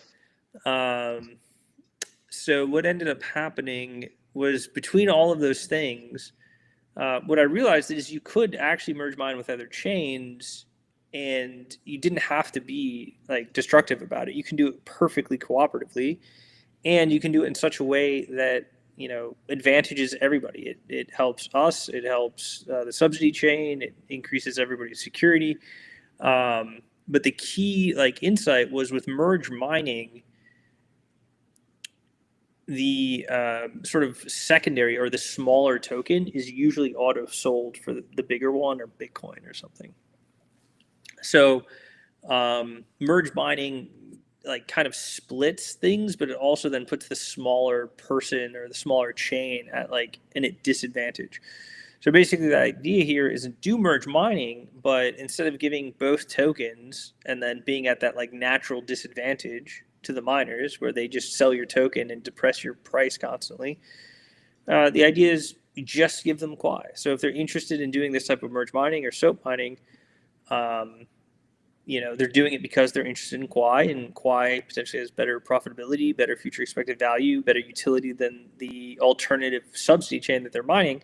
But then what we do with the subsidy token is we just take it and sell it to buy back Quai. So basically what this does is it turns kind of proof of work on its head, which is you previously had all of this sell pressure all of the time from the miners because they have to cover their costs. And you make it so that you match that with buybacks.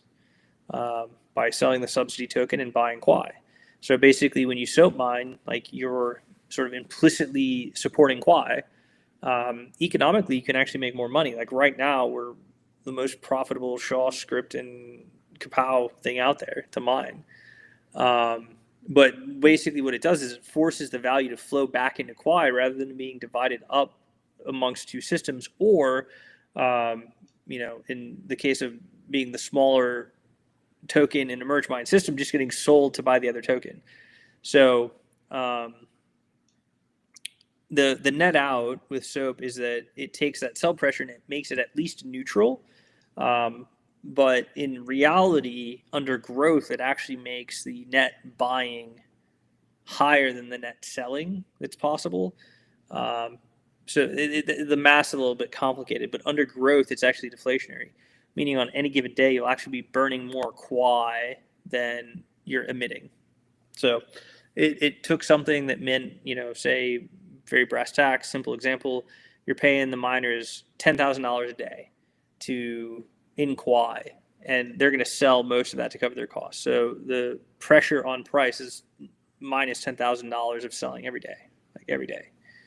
But with SOAP, we still put out the $10,000 worth of Quai, but we also get at least $10,000 worth of Dogecoin or Litecoin or Bitcoin Cash, which we then use to buy Quai.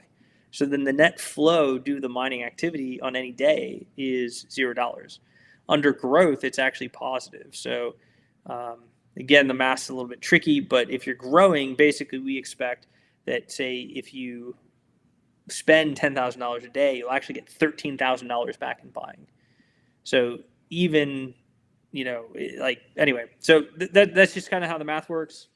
But SOAP basically takes mining from being this negative thing in terms of, price action, where there's this sort of adversarial relationship between holders, users, and miners, and makes it cooperative. So with SOAP, if you're a miner, you should tell more miners, because if more hash rate comes online, the reward goes up, the future expected value of Quai goes up.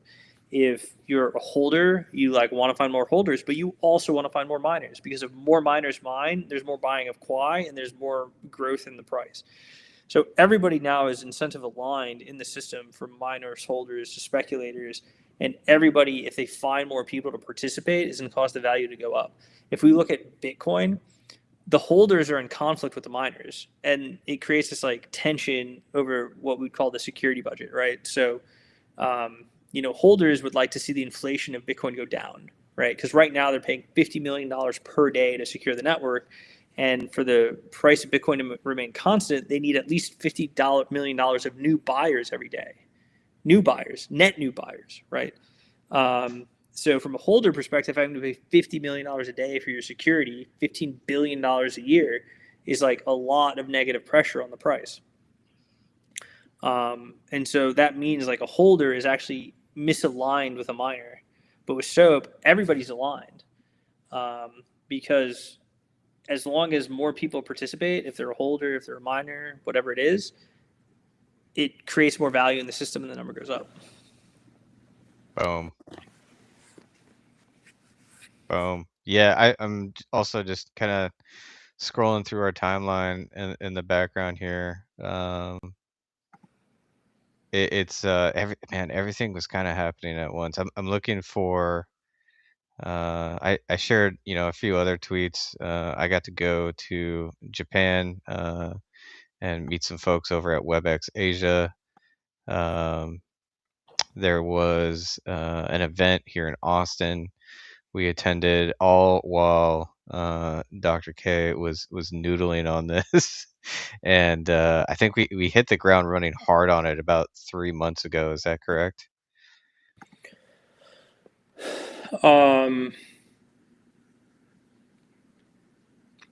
That's correct. That's definitely So I actually know. I want to say it was. I think it was early September where we actually started like writing code. Okay. Yeah. So maybe like. I think yeah, maybe it was like the first week of September. Cool. So I'll help out a little with the timeline. It's actually in the last 2 weeks of September. I remember this pretty last clearly. 2 weeks of September. Okay, That's correct. Yeah, right around the 25th to be very, very specific. Because you've been working on the Monero PR, and like that was basically all over our feed, and you were like really deep into it. And then one day you just kind of came to our stand up. You're like, guys, I've got something. It's gonna change everything, right? And like that's when it really started. And then it was on the 1st of October when we made it was like the 1st or 2nd where we made the official announcement, right? So before 10/10, like a week before 10/10, right? And like that's when it was just like fucking full speed ahead. And I mean, I'll let you take the story from there, but I just remember it was like September was very heads down, right? Like we had obviously these initiatives going, right? Then the Cubic thing started happening. You started working on that, and then suddenly it was like the light bulb clicked. And it was just, so we went from idea to mainnet activation in 12 weeks. Yeah. Beyond impressive. Yeah. Just like top tier shit. The best. Yeah. I think, the only other thing I want to call out was, Alan and Jonathan heading out to Korea. Alan got to shake hands with Charles Hoskinson, if I said that correctly. I always mess that up. But yeah, we've been, as we said earlier on a space, it's been like a 12-week sprint since then, up until December 17th, earlier this week, guys. Soap Day. So I will say one thing that was interesting about this is, like, retrospectively, like it's hard to understand how you come up with something, if that makes sense. Mm-hmm. But the interesting thing about it was, like, once like the spark hit, within like 60 seconds, I knew it would work. If that makes sense. Yeah, that's how the best ideas operate, right? So I knew like everything was possible, and I'm in like a very unique position to understand that. And there's certain things that like I didn't know the specifics of, but I knew how everything worked to enough of a degree that I knew that we were going to be able to do it. So it was kind of interesting, and then it was like a week of me like trying to explain it to everybody else. I do remember that. Yeah. As it usually goes, unless you just build it in the back room. Oh man. So I mean, other milestones. Guys, the Twitter profile here has got a great history of partnerships. Shout out Zebek, Tangem. The folks who helped us out with Kipper in the early days. Some community builders like going and hosting events all around the world. We did I mention the office move? We had to move offices. That was a little stressful for me. I'll just say that, not knowing what the heck was going to happen with all that equipment, and then finally just shoving it into a storage unit, and then standing up in a new space. I like where we landed on that one for sure. But yeah, it's been for the last 12 weeks just 100% soap, and now we're in a whole new space, and so I thought it was a good idea to like summarize that, because everything's going to change from this point forward, and just in terms of at least how I approach what we're doing here, and spreading the word, and getting more people interested in what we got going on over here.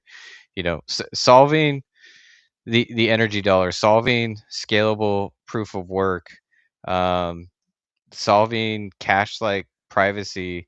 These are things that you can show them white papers. You can talk about the technical details. You can do everything in your ability to demonstrate to somebody like how real something is. But when the protocol is generating revenue and your blockchain is showing up on the charts where it belongs, it's going to make so much easier, and allow people to like really sink their teeth into that first thing that everybody cares about in this space, and that is anybody using it? Is it actually worth my time and investment? And is it sustainable? And so like flipping proof of work economics on its head, aligning holders with miners, just opens up those doors for us to make sharing this project more fun for everybody, for miners, for holders, for builders, you name it. Um, there's not a lot of convincing that has to be done when we can point to the charts. And so super excited for what's next for us. I feel like we've entered a new age. I'll just say that. Yeah. No, I mean, it's the first time that a crypto system is actually like all net positive for participants. It's the first time that it actually creates a positive feedback loop. So maybe people like don't get it yet, but like this is a big deal. Yeah, no, a huge deal. And the thing is like when you're not showing up on the charts, there's a lot of introduction work that has to happen. At least from my perspective in the work that I do. But once you're showing up on those revenue charts, once the miners see the profitability and everything that they look at, a lot of that heavy lifting of just introducing the project is removed, because they end up doing that cursory research out the gate. I mean, just hanging out with miners in Discord today, the fact that we're on those mining calculators now has completely changed the conversation. So and scrolling on Twitter, which these days, Christopher and I were talking about it earlier, it's a lot of gloom and doom. Like it doesn't bother me. It's I don't have to concern myself with any of that. and being able to like have conversations from a place of what I feel like is security is it feels like jet fuel. Feels like a weight's been lifted off my shoulders at least. So I really believe we're entering a new age here.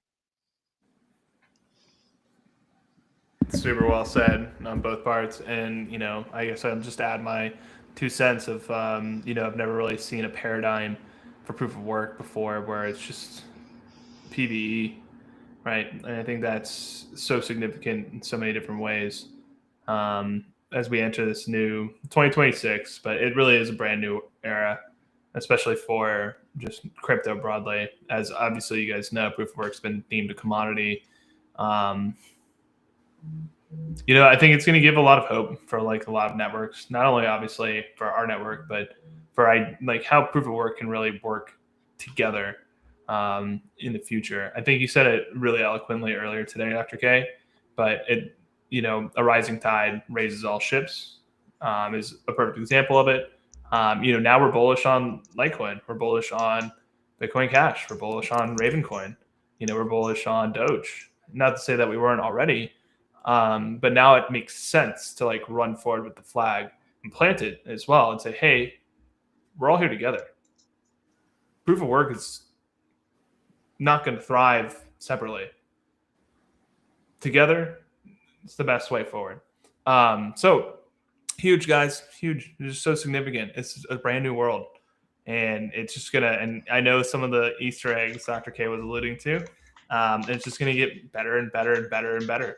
And more PvE, which is really like the environment that most people want to be thriving in anyways. Yeah. I mean, it's about creating value. It's about being cooperative. And it's about realizing the vision of peer-to-peer electronic cash, right? So you don't do that by making technology that can't, foot the bill, and you don't do that by creating PvP games. Word. And giving a space for people to talk about what matters and kind of silencing some of those not productive conversations. So we're about to enter the revenue narrative of 2026, as you guys have obviously picked up, right? Like as we close this year out, there's like two real main narratives you keep seeing all over the place. And maybe that's just my algorithm, my feed, but right, the first one's definitely revenue. We're seeing every chain talk about this, every project, most of the major projects are talking about this, whether it's in a good fashion, like SOAP, for instance. It's a perfect fashion. Revenue is now real, it's live, it's proof of work. And what we've already gathered, like less than 24 hours, puts us at top 10. But then on a negative side, for like, I won't call out the project specifically. I think that's disrespectful. But there's a lot of talk about how DAOs are just not living up to the promise, and how labs, like these dev companies, are accruing all the profit and ultimately leaving the token holders, at the wayside. You're seeing this talk broadly across multiple proof of stake ecosystems right now. It's a really major focus of conversation. So revenue is a really big one. And then the second one's our favorite one. Like we can talk about this one all day. It's energy-based money, energy-based value. The big misconception being, of course, that Bitcoin's the perfect encapsulation of that. We obviously have strong opinions on that. But, the folks over at Tesla are talking about this. Elon's talking about this. You're seeing a lot of the, what's his name again? Like Shibatoshi Nakamoto. It's the guy who created Doge. He's talking about it. Beth Bezos, right? That's the guy's name, was talking with Elon today about this. So we're really seeing this as we go into the next year. Revenue, like real, blockchains. And then, again, energy-based narratives.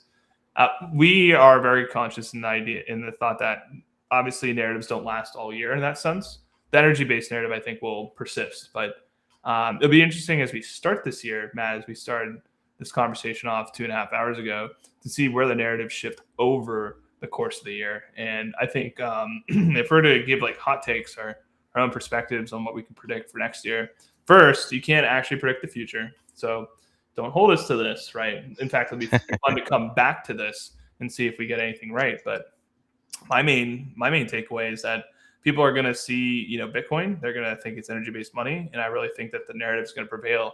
That Quai, that Qi, has actually created the true representation of energy, and I think that's going to prevail throughout the year. And that's obviously going to be a very large undertaking, right? A big endeavor that we're willing to take.